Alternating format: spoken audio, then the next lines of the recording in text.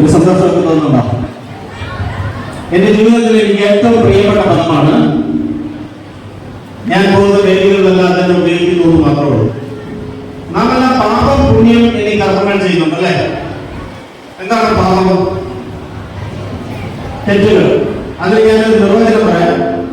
ഞാൻ എൻ്റെ ജീവിതത്തില് എന്റെ ചിന്ത കൊണ്ടോ എന്റെ മനസ്സുകൊണ്ടോ എന്റെ പ്രവൃത്തി കൊണ്ടോ എനിക്കോ മറ്റുള്ളവർക്കോ തൽക്കാലത്തിലോ പിൽക്കാലത്തിലോ ദുഃഖം പ്രവർത്തിക്കുന്ന ഒരു സംഗതിക്ക് കാരണമായാൽ അതിനെ പാപം എന്ന് വിളിക്കാം.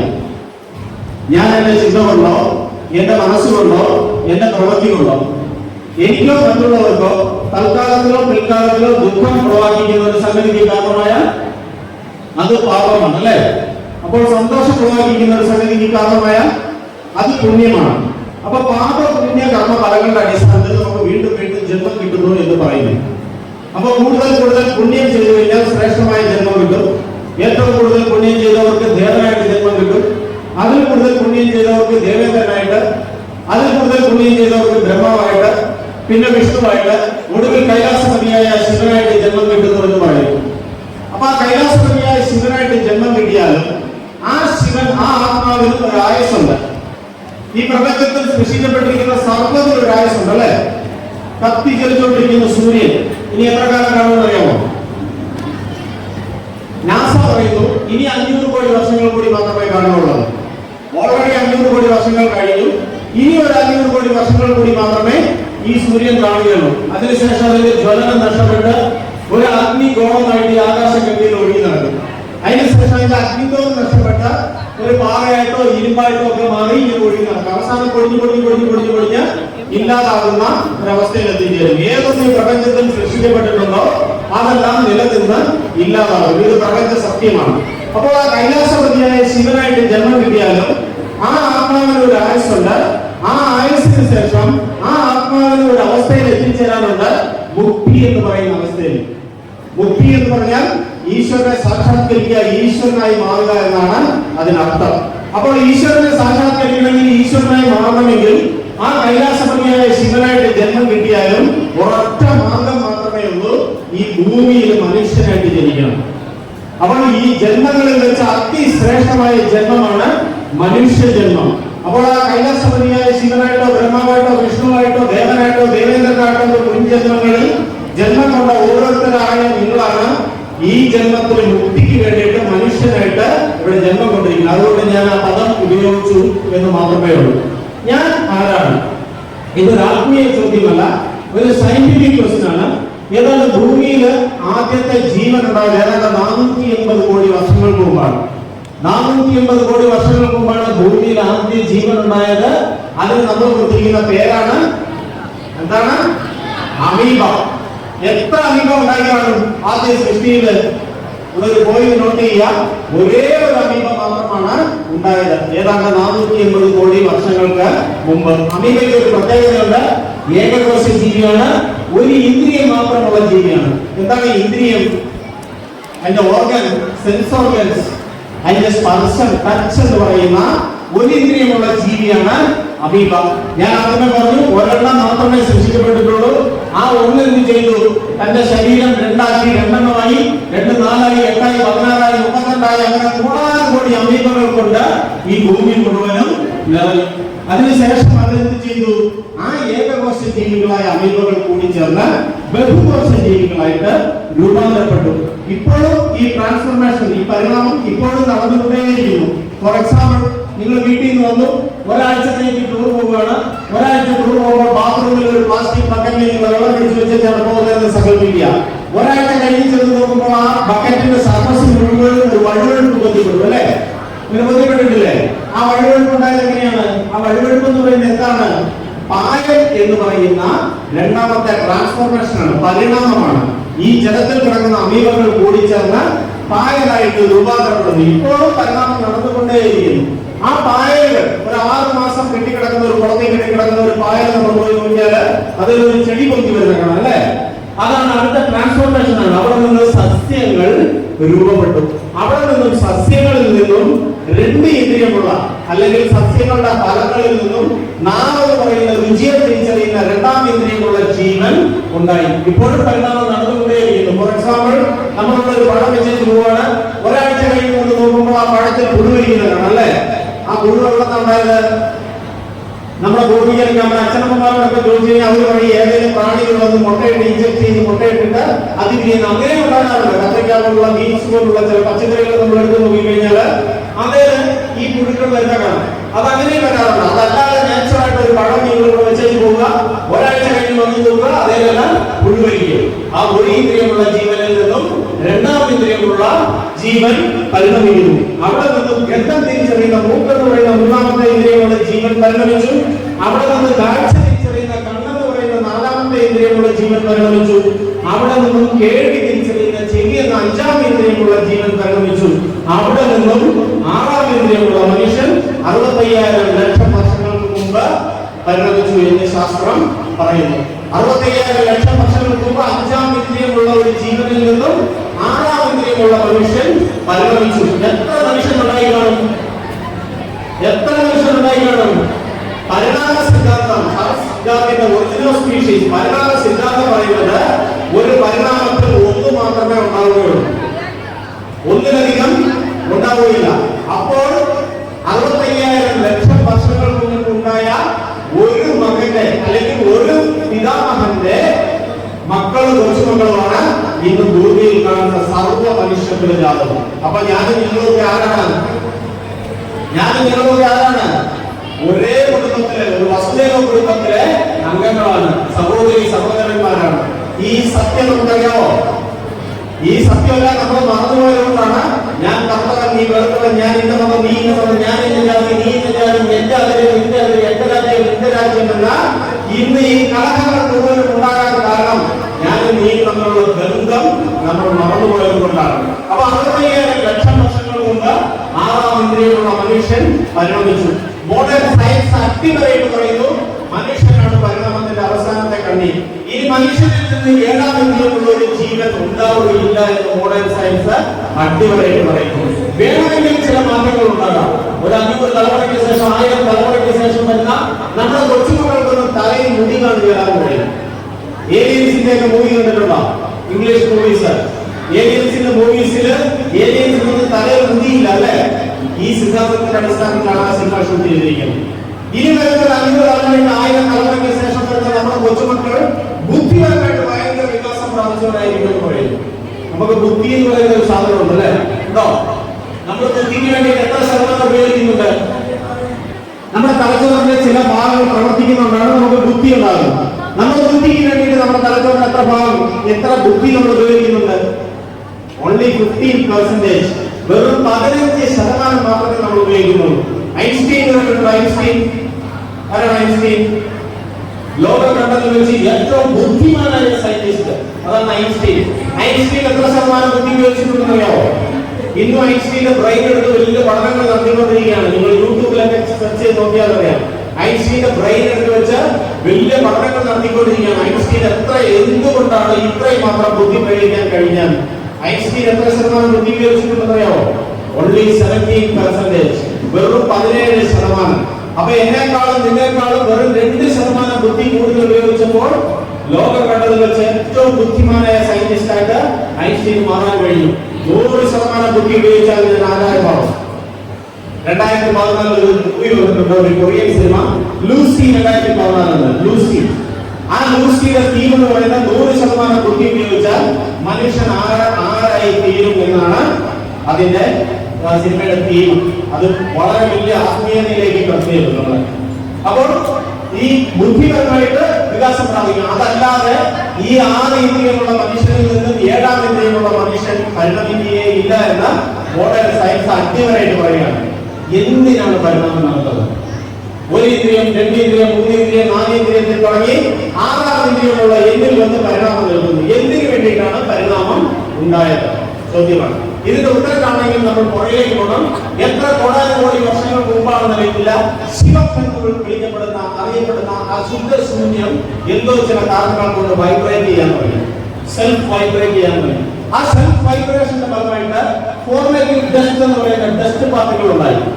ഈ ഫോർമേറ്റീവ് ഡസ്റ്റ് ഉണ്ടായപ്പോൾ തന്നെ ഈ ശിവത്തിലേക്ക് ഇതിനെ പുറകോട്ട് പോകാൻ നോക്കി.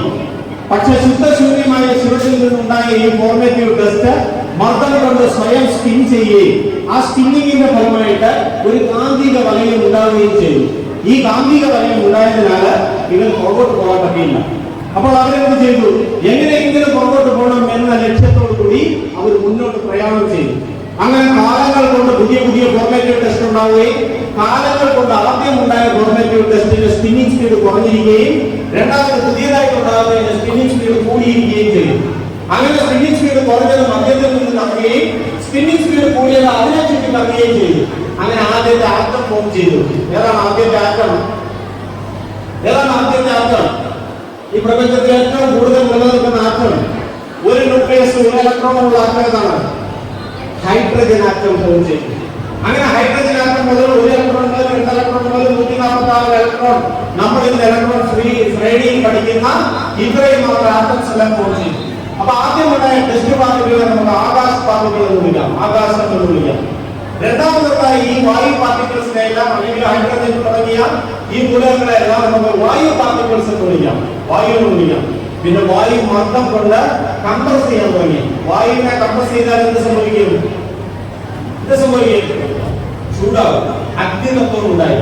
വീണ്ടും കംപ്രസ് ചെയ്താലോ വാതതത്വം ഉണ്ടായി, ജലതത്വം. വീണ്ടും കംപ്രസ് ചെയ്താലോ പൃഥ്വിതത്വം ഉണ്ടായി.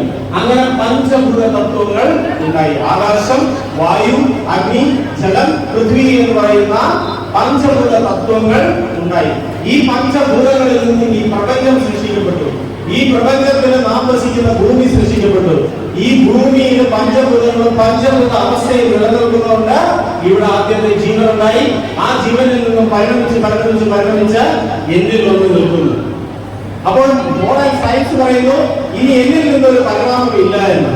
ആത്മീയത പറയുന്നു നിന്നെ കൊണ്ട് മാത്രമേ ആ ശിവത്തിലേക്ക് യാത്ര ചെയ്യാൻ കഴിയുകയുള്ളൂ. എന്റെ ആറാം ഇന്ദ്രിയമായ എന്റെ ബുദ്ധി കൊണ്ട്, വിവേകം കൊണ്ട്, എന്റെ ചിന്ത കൊണ്ട് എനിക്ക് യാത്ര ചെയ്ത് ഞാൻ എവിടെ ചേരുവാൻ ആഗ്രഹിച്ചുവോ അവിടെ ചേരുവാനായിട്ട് സാധിക്കും. അപ്പൊ മനുഷ്യ ജന്മത്തിന്റെ പരമമായ ലക്ഷ്യം സയന്റിഫിക് ആയിട്ട് പറയുകയാണെങ്കിലും ശരി ഒന്ന് മാത്രമേ ഉള്ളൂ, ആത്മസാക്ഷാത്കാരം എന്നത്. ശാസ്ത്രീയമായിട്ട് പറഞ്ഞാലും ശരി ആത്മീയമായിട്ട് പറഞ്ഞാലും ശരി മനുഷ്യ ജന്മത്തിന്റെ പരമമായ ലക്ഷ്യം എന്നത് ഈശ്വര സാക്ഷാത്കാരം, ആത്മസാക്ഷാത്കാരം എന്ന ഒന്ന് മാത്രമാണ്. ശരി, എന്റെ ശരീരം എന്താണെന്ന് നമുക്ക് നോക്കാം. ഏതാണ്ട് 60 ബില്യൺ കോശങ്ങൾ കൊണ്ടാണ് ഒരു മനുഷ്യ ശരീരം നിർമ്മിക്കപ്പെട്ടിരിക്കുന്നത്. ചില 6000 കോടി കോശങ്ങൾ കൊണ്ടാണ് ഒരു മനുഷ്യ ശരീരം നിർമ്മിക്കപ്പെട്ടിരിക്കുന്നത്. അതിന് വ്യത്യസ്തങ്ങളായ ആന്തരിക ബാഹ്യ അവയവങ്ങൾ ഈ മനുഷ്യ ശരീരത്തിലുണ്ട്. ഒരു മനുഷ്യ ശരീരത്തിൽ എത്ര ആന്തരിക അവയവങ്ങളുണ്ട്? ഒരു മനുഷ്യ ശരീരത്തിൽ എത്ര ആന്തരിക അവയവങ്ങൾ ഉണ്ട് അറിയാമോ? ഞാൻ എല്ലാം കണ്ടെത്തി കഴിഞ്ഞു എന്ന് അഹങ്കരിക്കുന്ന മോഡേൺ സയൻസ് ഈ മനുഷ്യ ശരീരത്തിൽ എത്ര അവയവങ്ങളുള്ളത് ഇതുവരെ കണ്ടെത്തിയിട്ടില്ല. ഞാനൊരു 4 വർഷം മുമ്പ് മാതൃഭൂമിയിൽ ഒരു പത്രത്തിൽ വായിച്ചായിരുന്നു ആമാശയത്തിനെയും കുടലിനെയും വേർതിരിക്കുന്ന ഒരു അവയവം കണ്ടെത്തിയെന്ന്. അങ്ങനെ ഇനിയും കണ്ടെത്തിയാൽ തീരാത്ത അത്രയ്ക്ക് ഭയങ്കര രഹസ്യമായ ഒരു ഈശ്വര സൃഷ്ടിയാണ് ഈ മനുഷ്യ ശരീരം എന്ന് പറയുന്നത്. ഒരു മനുഷ്യ ശരീരത്തിന് എത്ര ഗ്രന്ഥികളുണ്ട്, അത് എങ്ങനെ പ്രവർത്തിക്കുന്നത്, പ്രവർത്തിച്ചാലുള്ള നേട്ടം എന്താണ്, പ്രവർത്തിച്ചില്ലെങ്കിലുള്ള കോട്ടം എന്താണ്, ഞാൻ എല്ലാം കണ്ടെത്തി കഴിഞ്ഞു എന്ന് പറയുന്ന അഹങ്കരിക്കുന്ന മനുഷ്യന് ഇതൊന്നും ഇതുവരെ കണ്ടെത്താനായിട്ട് സാധിച്ചിട്ടില്ല. അത്രയ്ക്കും അത്ഭുത പ്രതിഭാസമാണ് ഈ മനുഷ്യ ശരീരം എന്ന ഈശ്വര സൃഷ്ടി. അതിൽ 1-2 അവയവങ്ങളെ കുറിച്ച് പരിചയപ്പെടാം. അതിലൊന്നാണ് എന്റെ തലച്ചോറ്. എന്റെ തലയോട്ടിക്കുള്ളിൽ 1.36 കിലോഗ്രാം ഭാരമുള്ള ഒരു നെറ്റ്വർക്കിംഗ് സിസ്റ്റം, ഗ്ലോബൽ നെറ്റ്വർക്കിംഗ് സിസ്റ്റമാണ് എന്റെ തലച്ചോറ് എന്ന് പറയുന്നത്. എന്റെ തലച്ചോറിലേക്ക് സദാ ഓക്സിജൻ പ്രവഹിച്ചുകൊണ്ടേയിരിക്കുന്നു. 3-4 സെക്കൻഡ് ഓക്സിജൻ ഈ തലച്ചോറിൽ എത്തിച്ചേർന്നില്ലെങ്കിൽ എനിക്ക് മരണം സംഭവിക്കും. ഓക്സിജൻ എങ്ങനെയാണ് തലച്ചോറിലേക്ക് ചെല്ലുന്നത്? എനിക്ക് ഹൃദയം എന്ന് പറയുന്ന ഒരു അവയവമുണ്ട്. എന്റെ പുഷ്ടിയുടെ അളവാണ് എന്റെ ഹൃദയം. എന്റെ ശരീരത്തിൽ 5 ലിറ്റർ രക്തമുണ്ട്. 5 ലിറ്റർ രക്തത്തെ 1 മിനിറ്റ് കൊണ്ട് പമ്പ് ചെയ്ത് ആവശ്യമായ ജീവകോശങ്ങളെല്ലാം എത്തിക്കുക എന്നുള്ളതാണ് ഈ ഹൃദയത്തിന്റെ ഡ്യൂട്ടി. എന്തിനു വേണ്ടിയിട്ടാണ് ഹൃദയം രക്തത്തിന് പമ്പ് ചെയ്തുകൊണ്ടിരിക്കുന്നത്? എന്തിനു വേണ്ടിയിട്ടാണ്? ചില സാധനങ്ങളൊക്കെ പറ്റി ഈ ജീവകോശങ്ങൾ എത്തിക്കാൻ വേണ്ടിയിട്ടാണ് അല്ലെ? ഞാൻ കഴിക്കുന്ന ആഹാരം എന്റെ ആമാശയത്തിൽ ചെന്ന അന്നജമായി മാറി, ഗ്ലൂക്കോസായി മാറി രക്തത്തിൽ കലർന്ന് എല്ലാ ജീവകോശങ്ങളിലും എത്തിച്ചേരുന്നു. ഞാൻ ശ്വസിക്കുന്ന ശ്വാസം, പ്രാണവായു എന്റെ ശ്വാസകോശത്തിൽ ചെന്ന രക്തത്തിൽ കലർന്ന് എല്ലാ ജീവകോശങ്ങളിലും എത്തിച്ചേരുന്നു. എന്റെ ശരീരത്തിൽ ഒരു ഊഷ്മാവുണ്ട്.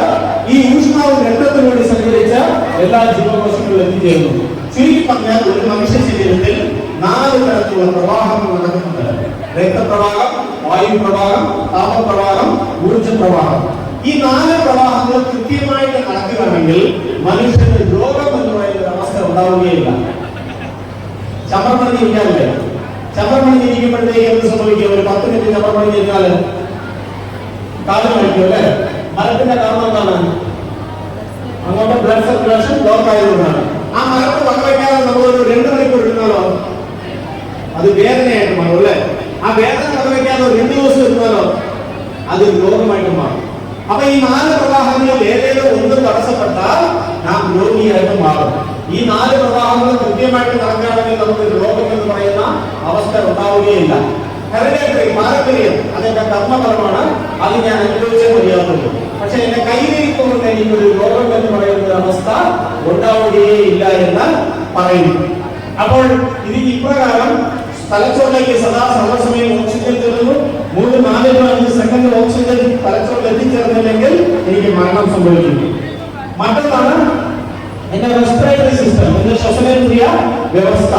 ഇങ്ങനെ മനുഷ്യ ശരീരത്തിലുള്ള എണ്ണിയാൽ തീരാത്ത അവയവങ്ങളെല്ലാം കൃത്യമായിട്ട് പ്രവർത്തിക്കുകയാണെങ്കിൽ മനുഷ്യൻ ഈശ്വരൻ നൽകിയിരിക്കുന്ന ആയുസ് എത്രയാണ്? 120 വയസ്സാണ്. നാളെ 120 വയസ്സ് വരെ ജീവിക്കുന്നുണ്ടോ? എന്ത് പറ്റി? ഈശ്വരൻ 120 വയസ്സ് വരെ ജീവിച്ചോളാൻ പറഞ്ഞ് എനിക്ക് വിസായി എന്ന് ഉദ്ദേശിക്കുകയാണ്. ഇവിടെ നമ്മൾ 40, 50, 60, 70 വയസ്സാക്കി ഇവിടുന്ന് യാത്രകളാണ്. എന്താണ് കാരണം? മനുഷ്യന്റെ ജീവിതചര്യയിലുണ്ടായ മാറ്റങ്ങളാണ് അതിന് കാരണം. പലതരം മാറ്റമുണ്ട്. എക്സസൈസ് ഇല്ലായ്മ, എക്സസൈസ് കൂടിപ്പോവുക, ആഹാരമില്ലായ്മ, ആഹാരം കൂടിപ്പോവുക, വിശ്രമമില്ലായ്മ, വിശ്രമം കൂടിപ്പോവുക. ഇതെല്ലാം പലതരം കാരണങ്ങളാണ്. ഇതിൽ ഒന്നിനെ കുറിച്ചാണ് നമ്മൾ ഇന്ന് ചർച്ച ചെയ്യാൻ പോകുന്നത്, ലഹരി എന്ന വിപത്ത്. എന്താണ് ലഹരി? എന്താണ് ലഹരി? ഇന്നത്തെ സബ്ജക്റ്റിന്റെ പേരെന്താണ്? എന്താണ് സബ്ജക്റ്റിന്റെ പേര്? ജീവിതമാണ് ലഹരി അല്ലേ? അങ്ങനെയല്ലേ? യഥാർത്ഥ ലഹരി ജീവിതം എന്നാണ് സബ്ജക്റ്റിന്റെ പേര്. അപ്പൊ ലഹരി എന്ന പദം നല്ലതാണോ മോശമാണോ? ലഹരി എന്ന പദം നല്ലതാണ് അല്ലേ? ലഹരി എന്നാൽ നാം ഏതെങ്കിലും വസ്തുക്കൾ ഉപയോഗിക്കുകയോ അനുഭവിക്കുകയോ ചെയ്യുമ്പോൾ അത് നമ്മുടെ തലച്ചോറിന് ചില രാസമാറ്റങ്ങൾ വരുത്തി വീണ്ടും വേണമെന്ന് തോന്നൽ ഉളവാക്കുന്ന ഒന്നാണ് ലഹരി. നാം എന്തെങ്കിലും അനുഭവിക്കുകയോ ഉപയോഗിക്കുകയോ ചെയ്യുമ്പോൾ നമ്മുടെ തലച്ചോറിന് ചില രാസമാറ്റങ്ങൾ വരുത്തി വീണ്ടും വേണമെന്ന് തോന്നൽ ഉളവാക്കുന്ന ഒന്നാണ് ലഹരി. അപ്പോൾ പാട്ട് കേൾക്കണം എന്ന നിങ്ങളുടെ ഒരു ആഗ്രഹം, വീണ്ടും വീണ്ടും പാട്ട് കേൾക്കണം എന്നൊരു ആഗ്രഹം ഉണ്ടാകില്ലേ? അത് ലഹരിയാണോ? അത് പാട്ടിനോടുള്ള ലഹരിയാണ്. പഠിക്കണം എന്ന ആഗ്രഹം ഉണ്ടാകുന്നുണ്ടോ? അത് മാത്രമില്ലേ? പഠിക്കണം എന്നുള്ള ആഗ്രഹം മാത്രമല്ല, ബാക്കിയെല്ലാം ഉണ്ട് അല്ലേ? അതൊരു ലഹരിയാണ്. പഠിക്കണം എന്നൊരു ആഗ്രഹം ലഹരിയാണ്. വീട്ടിൽ നിന്ന് എപ്പോഴാണ് രാവിലെ വന്നല്ലേ? അമ്മയെ കാണണമെന്നൊരു ആഗ്രഹമുണ്ടോ? അമ്മയോടുള്ള ലഹരിയാണ്. ഭക്ഷണം കഴിക്കണമെന്നുണ്ടോ? ഭക്ഷണം കഴിക്കണമെന്നുള്ള ലഹരിയാണ്. ഈശ്വരനെ പ്രാപിക്കണം എന്നൊരു ആഗ്രഹമുണ്ടോ? ഈശ്വരനോടുള്ള ലഹരിയാണ്. അപ്പൊ ലഹരി എന്ന പദം വളരെ നല്ല തന്നെയാണ്. പക്ഷെ നമ്മളിവിടെ ഉദ്ദേശിക്കുന്ന വീണ്ടും ലഭിക്കുന്നതോറും വീണ്ടും വേണമെന്ന തോന്നലുളവാക്കുന്ന മനുഷ്യന്റെ ശാരീരിക മാനസിക അവസ്ഥകളെ മാറ്റി ഉന്മാദത്തിലാകുന്ന ചില വസ്തുക്കൾ, മയക്കുമരുന്നുകൾ, ലഹരി വസ്തുക്കൾ എന്ന് പരിചയപ്പെടാം. ലഹരി വസ്തുക്കൾ പലതരമുണ്ട്. നമുക്കതിനെ 3ആയിട്ട് ക്ലാസിഫൈ ചെയ്യാം. ഒന്നെന്ന് പറയുന്നത് നാച്ചുറൽ ഡ്രഗ്സ്, പ്രകൃതിയിൽ നിന്ന് നേരിട്ട് കിട്ടുന്ന ചില ലഹരി വസ്തുക്കൾ, പുകയില പോലുള്ള, കഞ്ചാവ് പോലുള്ള, കറുപ്പ് പോലുള്ള ചില ലഹരി വസ്തുക്കൾ. രണ്ടാമത്തേന്ന് പറയുന്നത് സെമി സിന്തറ്റിക് ലഹരി വസ്തുക്കൾ എന്ന് പറയും.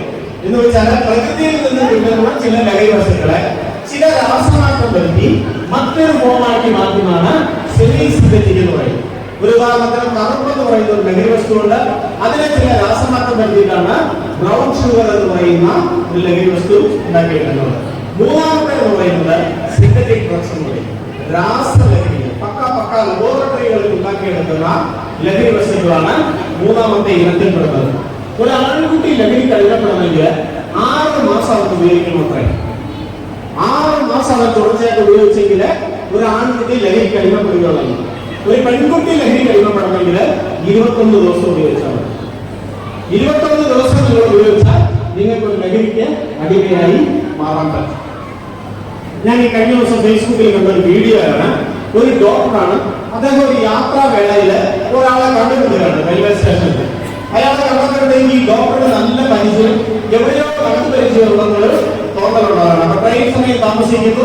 ഈ ഡോക്ടർ അയാളുടെ അടുത്തേക്ക് ചെന്ന് ചോദിക്കുന്നു, നിന്നെ എനിക്ക് നല്ല പരിചയമുണ്ട്, നീ ഏതാണ്, നിന്നെ എനിക്ക് പിടുത്തം കിട്ടുന്നില്ല, നീ ഏതാണെന്ന് ചോദിക്കുകയാണ്. അയാളെ ഒന്നും മൈൻഡ് ചെയ്യാതെ ഇങ്ങനെ നഗരത്തിലെന്തോ ബുദ്ധിക്കൊണ്ടിരിക്കുന്നു. വീണ്ടും ഡോക്ടർ ചോദിച്ചപ്പോഴത്തേക്ക് ഇയാൾ തല കുത്തി നോക്കി വെച്ച് പറഞ്ഞു, എടാ നീ എന്നെ മറന്നു, ഞാൻ നിന്റെ കൂടെ +2 പഠിച്ച നിന്റെ സഹപാഠിയാണെന്ന് പറയും. അപ്പോഴാണ് ഡോക്ടറിന് വൃത്തം വരുന്നത്, തന്റെ കൂടെ +2 പഠിച്ച ഫോട്ടോ പറയുന്നു എന്റെ സുഹൃത്ത്.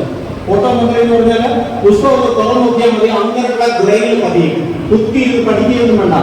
അത്രയ്ക്ക് മെമ്മറി പവറുള്ള തന്റെ സുഹൃത്ത്. നിനക്ക് എന്ത് പറ്റി എന്നൊക്കെ പറഞ്ഞ് ചോദിക്കുകയാണ്.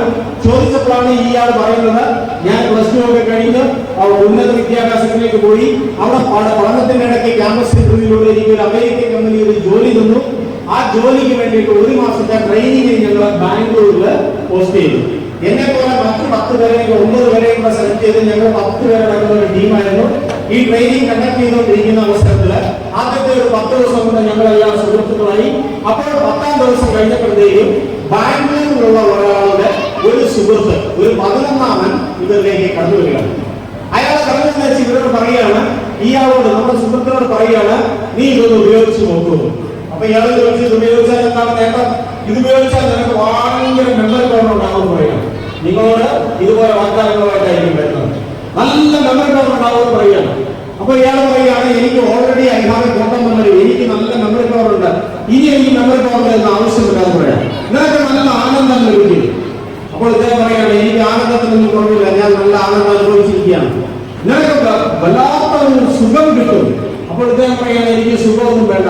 അങ്ങനെ ഇയാൾ പറയുന്നതെല്ലാം ഇയാളെ തടസ്സം പറയുകയാണ് ഈ നമ്മുടെ സുഹൃത്ത്, എനിക്ക് അതൊന്നും വേണ്ട, എനിക്ക് ഇതെല്ലാം ഉണ്ടെന്ന് പറയുകയാണ്. ഇങ്ങനെ തർക്കം കൊടുത്തിരിക്കുമ്പോഴാണ് ഞാൻ പറഞ്ഞു 10 പേരുണ്ടെന്ന്, അതിലൊരു പെൺകുട്ടിയായിരുന്നു. ഈ പെൺകുട്ടി ഈ വേദിയിലേക്ക് കടന്നു വരികയാണ്. ഈ വേദിയിലേക്ക് കടന്നു വന്ന് ചോദിക്കുക, എന്താണ് ഇവിടെ, എന്താണ് പ്രശ്നം എന്ന് ചോദിക്കാം.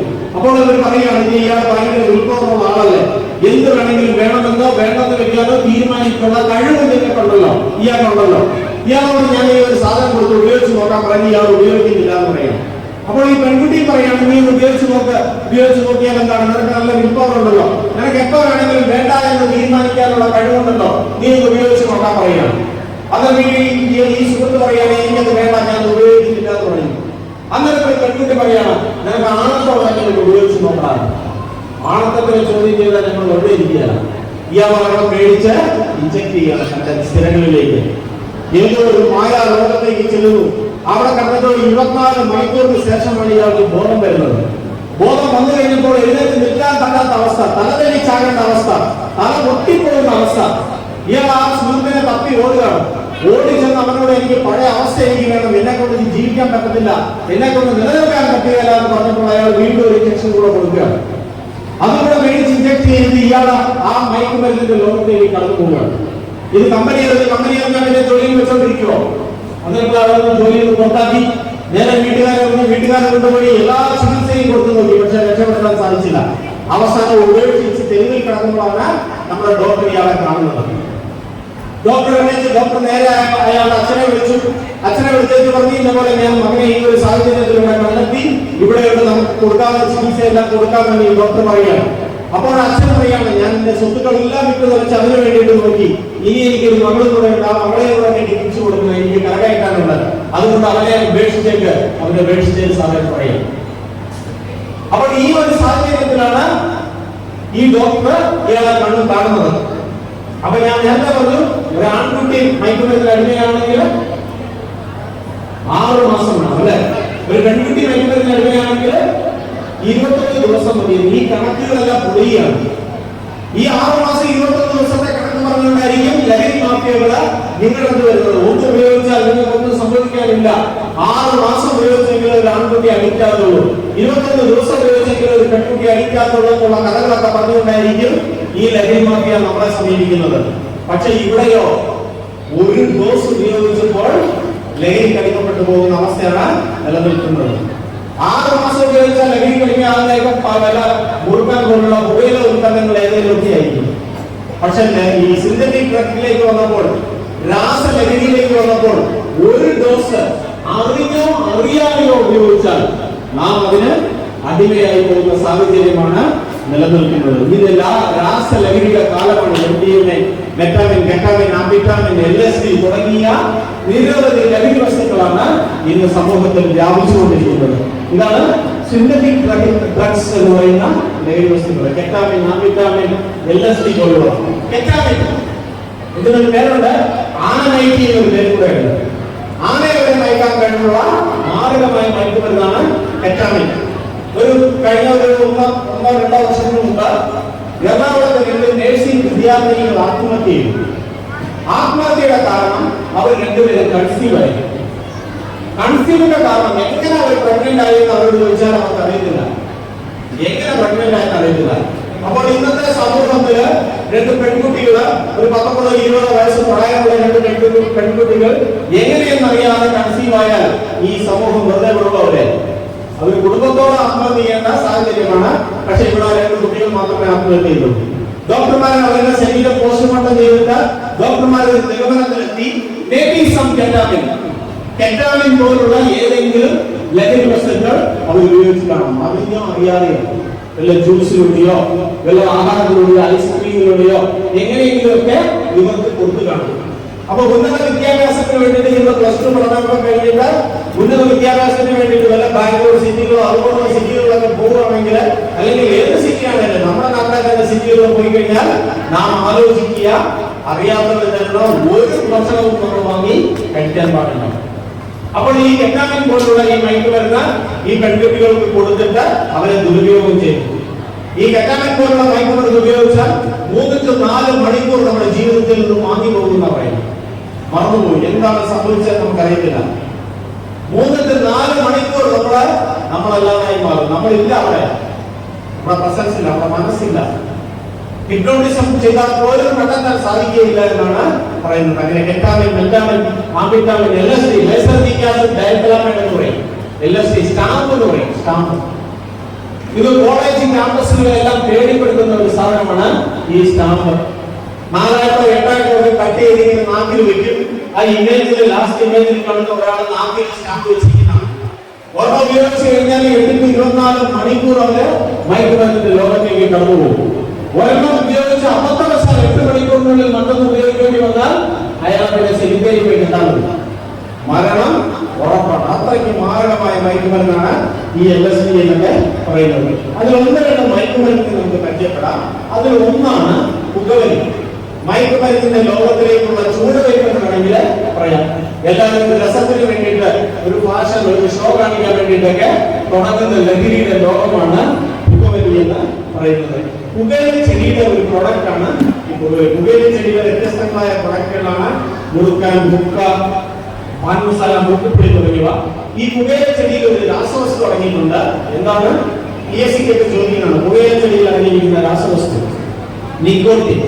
മനുഷ്യൻ വിഷം കഴിച്ച് മരിച്ചു എന്നൊക്കെ നമ്മൾ പറഞ്ഞു കേട്ടിട്ടുണ്ട് അല്ലേ? ഒരാളെ വിഷം കഴിച്ച് മരിക്കണമെങ്കിൽ ആ വിഷത്തിന്റെ വ്യാപ്തി അനുസരിച്ച് ഒരു 25 മില്ലി മുതൽ 100 മില്ലി വരെയുള്ള വിഷം കഴിക്കുമ്പോഴാണ് ഒരാൾ മരണത്തിലേക്ക് പോകുന്നത്. പക്ഷേ ഈ നിക്കോട്ടിൻ എന്ന് പറയുന്ന ഈ രാസവസ്തു 1/2 തുള്ളി കാണലായി മതി ഒരാളെ മരണത്തിലേക്ക് കൊണ്ടുപോകാൻ. അപ്പോൾ അതിലടങ്ങിയിരിക്കുന്ന വിഷത്തിന്റെ വ്യാപ്തി എത്രമാത്രമാണെന്ന് നാം മനസ്സിലാക്കണം. പുകവലി ബാധിക്കുന്നത് നേരെ നമ്മുടെ ലങ്സിലേക്കാണ് പുക ചെല്ലുന്നത് അല്ലെ? ഇതുകൊണ്ടാണ് നേരത്തെ ഞാൻ കുറെ കഥകളൊക്കെ പറഞ്ഞത്. പുക നേരെ നമ്മുടെ ലങ്സിലേക്ക് ചെല്ലുന്നു. നമ്മുടെ ലങ്സിന്റെ പടമാണ് കാണിച്ചിരിക്കുന്നത്. ആ താഴെ കാണുന്നതാണ് ബ്രോങ്കിയോൾ എന്ന് പറയുന്ന ട്യൂബ്. ആ ട്യൂബിലൂടെയാണ് പ്രാണവായു കടന്നു പോകുന്നത്.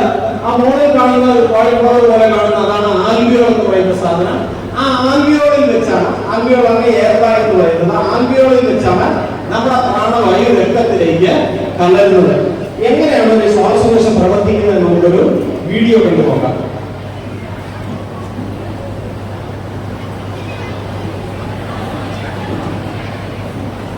പുറകിലിരിക്കുന്ന ഒരു വീഡിയോ കാണാമല്ലോ അല്ലേ?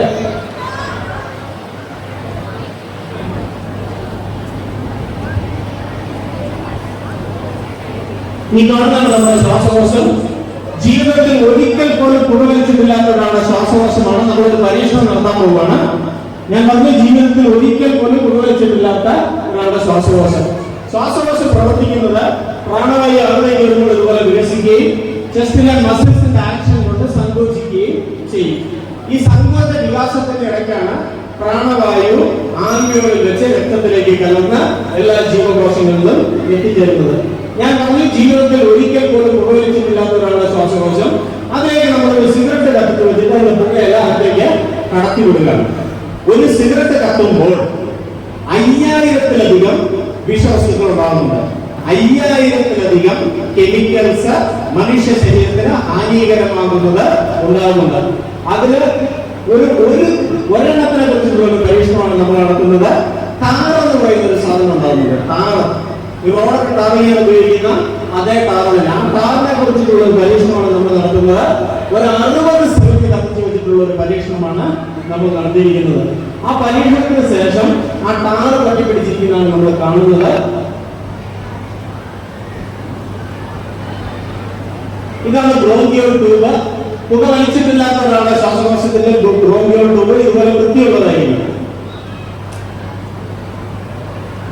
നമ്മൾ പരീക്ഷണ വിധേയമാക്കിയ ശ്വാസകോശമാണ്. ആ ശ്വാസകോശത്തിന്റെ ബ്രോങ്കിയോൾ ട്യൂബിന്റെ ബാക്കി ഭാഗമാണ് കാണുന്നത്. അത് നമുക്ക് കട്ട് ചെയ്ത് നോക്കാം. നമ്മൾ ആ പരീക്ഷണത്തിന് വേണ്ടിയിട്ട് മുകളിൽ ഒരു ഹോസ് കണക്ട് ചെയ്തായിരുന്നു. ആ ഹോസ് കണക്ട് ചെയ്തിരിക്കുന്ന ഭാഗമാണ് വൃത്തിയുള്ളതായി കാണുന്നത്. അതിന്റെ ഉള്ളിൽ കാണുന്ന കറുത്ത കളറിൽ കാണുന്നതാണ് ഈ ടാർ. 60 സിഗരറ്റ്, വെറും 60 സിഗരറ്റ് കത്തിച്ചു വെച്ചത് മൂലമുണ്ടായ ടാറാണ് ആ ട്യൂബിൽ മുഴുവൻ കാണുന്നത്. ഈ പരീക്ഷണം നമ്മൾ 60 മിനിറ്റ് കൊണ്ട് നടത്തി.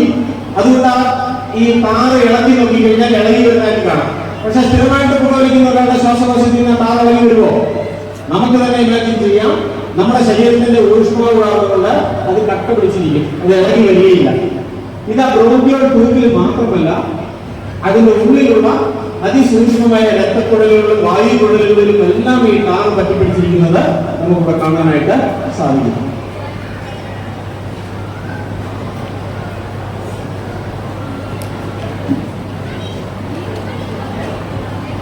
ട്യൂബിലെ ആ ഭിത്തിയെ കളറുകളെല്ലാം അവിടുത്തെ തൊഴിലായിട്ട് മാറിയിരിക്കുകയാണ്. നേരത്തെ ഞാൻ കാണിച്ചായിരുന്നു.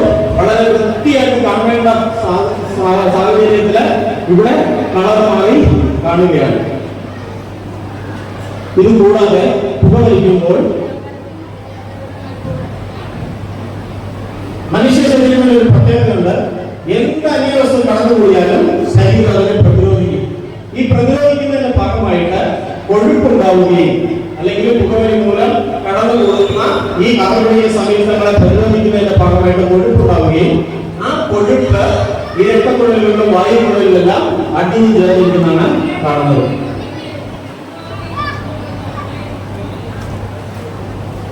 പുക വലിക്കുമ്പോൾ പുക നേരെ അകലുന്നു. നമ്മുടെ കണ്ണുകളാണ്. കണ്ണുകളുടെ ഉള്ളിലുള്ള അതിസൂക്ഷ്മമായ രക്തക്കുഴലുകളാണ് കാണുന്നത്. ഈ രക്തക്കുഴലുകളിൽ ഈ കാർബണീയ സംയുക്തങ്ങൾ അടിഞ്ഞു കൂടിയിട്ട് അമിത രക്തപ്രവാഹം ഉണ്ടായിട്ട് രക്തസമ്മർദ്ദം ഉണ്ടായി രക്തക്കുഴലുകൾ പൊട്ടി രക്തസ്രാവം ഉണ്ടാവുക.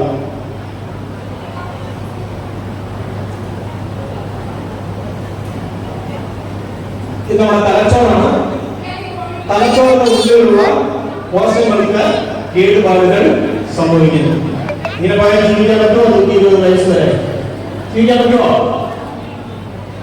ഇപ്രകാരം നമ്മൾ കണ്ടായിരുന്ന സ്കൂട്ടിൽ കൊഴുപ്പടിച്ചു കൂടുന്നത്. അതുകൊണ്ടാണ് പുകവലിക്കുന്ന ഒരാള് വിട്ടുമാറാത്ത ചുമ എപ്പോഴും ചുമച്ചോണ്ടിരിക്കാൻ കാരണം എന്താണ്? ആ വായുക്കുഴലിൽ രക്തക്കുഴലുകളെല്ലാം കൊഴുപ്പടിഞ്ഞു കൂടിയിരിക്കുന്നതുകൊണ്ടാണ് ഈ വിട്ടുമാറാത്ത ചുമ ഉണ്ടാകുന്നത്. പുകവലിക്കുന്ന ഒരാള്, മയക്കുമരുന്ന് ഉപയോഗിക്കുന്ന ഒരാളെ കണ്ണ് ചുമന്നു കിടക്കും. കണ്ണ് ചുമക്കാൻ കാരണം എന്താണ്? ഈ കാർബണീയ സംയുക്തങ്ങൾ കേറിയിട്ട് ഈ ഞരമ്പുകൾ രക്തക്കുഴലുകൾ പൊട്ടി രക്തസ്രാവം ഉണ്ടാകുന്നതുകൊണ്ടാണ് കണ്ണുകൾ ചുമന്നു കിടക്കുന്നത്. ഈ മയക്കുമരുന്ന് ഉപയോഗിക്കുന്നവർക്ക് മാത്രമേ കണ്ണ് ചുമക്കുന്നുള്ളൂ. വേറെ ആർക്കൊക്കെ കണ്ണു ചുമക്കും? ആർക്കൊക്കെ കണ്ണു ചുമക്കും? എപ്പോഴൊക്കെ കണ്ണു ചുമക്കും?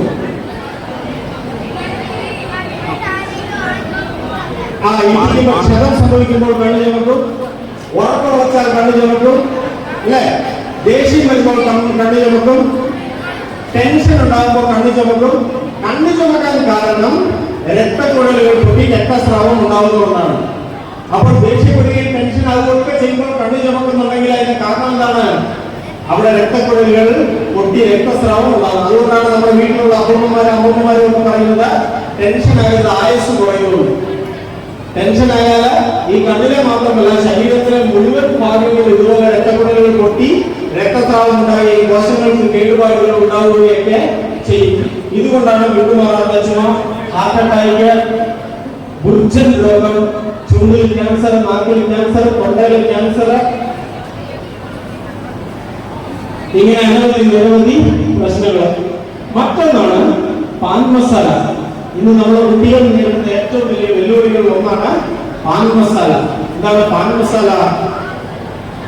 പാൻ മസാലയിൽ അടങ്ങിയിരിക്കുന്ന വസ്തുക്കളാണ് അടയ്ക്ക, ചുണ്ണാമ്പ്, പുകയില, കുപ്പിച്ചില്ല്. എന്തിനാണ് കുപ്പിച്ചില്ല് ചേർത്തിരിക്കുന്നത്? ഞാൻ എന്തെങ്കിലും മയക്കുമരുന്ന് ഉപയോഗിക്കുമ്പോൾ, ഉദാഹരണത്തിന് ഞാൻ മദ്യപിക്കുകയാണെങ്കിൽ മദ്യം നേരെ എന്റെ ആമാശയത്തിൽ ചെല്ലുന്നു, രക്തത്തിൽ കലർന്ന് എന്റെ തലച്ചോറിൽ എത്തിച്ചേർന്ന് എന്റെ തലച്ചോറിനെ മദ്യപ്പിക്കുന്നതുകൊണ്ടാണ് അതിന്റെ പേര് മദ്യം. ഞാൻ എന്തെങ്കിലും മയക്കുമരുന്ന് ഉപയോഗിക്കുകയാണെങ്കിൽ രക്തത്തിലൂടെയോ വായുവിലൂടെയോ എന്റെ ശരീരത്തിലേക്ക് പ്രവേശിച്ച് അതിന്റെ രക്തത്തിൽ കലർന്ന് എന്റെ തലച്ചോറിൽ എത്തിച്ചേർന്ന് എന്റെ തലച്ചോറിനെ മയക്കുന്നതുകൊണ്ടാണ് അതിന്റെ പേര് മയക്കുമരുന്ന് എന്ന് പറയുന്നത്. അപ്പോൾ ഞാൻ കഴിക്കുന്ന പാൻ മസാലയിൽ അടങ്ങിയിരിക്കുന്ന ഈ കാർബണിക സംയുക്തങ്ങൾ എന്റെ തലച്ചോറിൽ എത്തിച്ചേരണം. അതിനെന്താണ് ചെയ്തിരിക്കുന്നത്? കുപ്പിച്ചിൽ പൊടിച്ചു ചേർത്തിരിക്കുക. പാൻ മസാല കുട്ടികൾ ഉപയോഗിക്കുന്നവരുണ്ടോ? ഇങ്ങനെ ചുണ്ട് വലിച്ചിട്ട് ഇതിലോട്ട് കുറഞ്ഞിട്ട് ഇങ്ങനെ തിരുമ്പി കൊടുക്കും. പാൻ മസാല തിരുമുമ്പോൾ അതിലടങ്ങിയിരിക്കുന്ന കുപ്പിച്ചില് കൊണ്ട് ഇവിടെ പൊടിയുകയും അവിടെ രക്തസ്രാവം ഉണ്ടാവുകയും ആ രക്തത്തിലൂടെ ഇതിലടങ്ങിയിരിക്കുന്ന കാർബണിക സംയുക്തങ്ങൾ തലച്ചോറിൽ എത്തിച്ചേരാൻ വേണ്ടിയിട്ടാണ് കുപ്പിച്ചില് ചേർത്തിരിക്കുന്നത്. ഞാൻ കഴിഞ്ഞ ദിവസം RCC റീജിയണൽ ക്യാൻസർ സെന്ററിലെ ഒരു ഡോക്ടറുടെ ക്ലാസ് കേട്ടായിരുന്നു. അദ്ദേഹം പറയുകയാണ്, നമ്മുടെ വായിൽ വികൃതമായ പൊട്ടിയ ഡാമേജ് ആയ പല്ലുകളൊക്കെ ഉണ്ടല്ലോ, ആ പല്ലുകൾ കൊണ്ട് നമ്മുടെ മോണയും കവിളും ഒക്കെ സ്ഥിരമായിട്ട് മുറിയാറില്ല. അങ്ങനെ സ്ഥിരമായിട്ട് മുറിയുകയാണെങ്കിൽ ഡോക്ടർ പറയുകയാണ്, there may be 90% chance to become a cancer.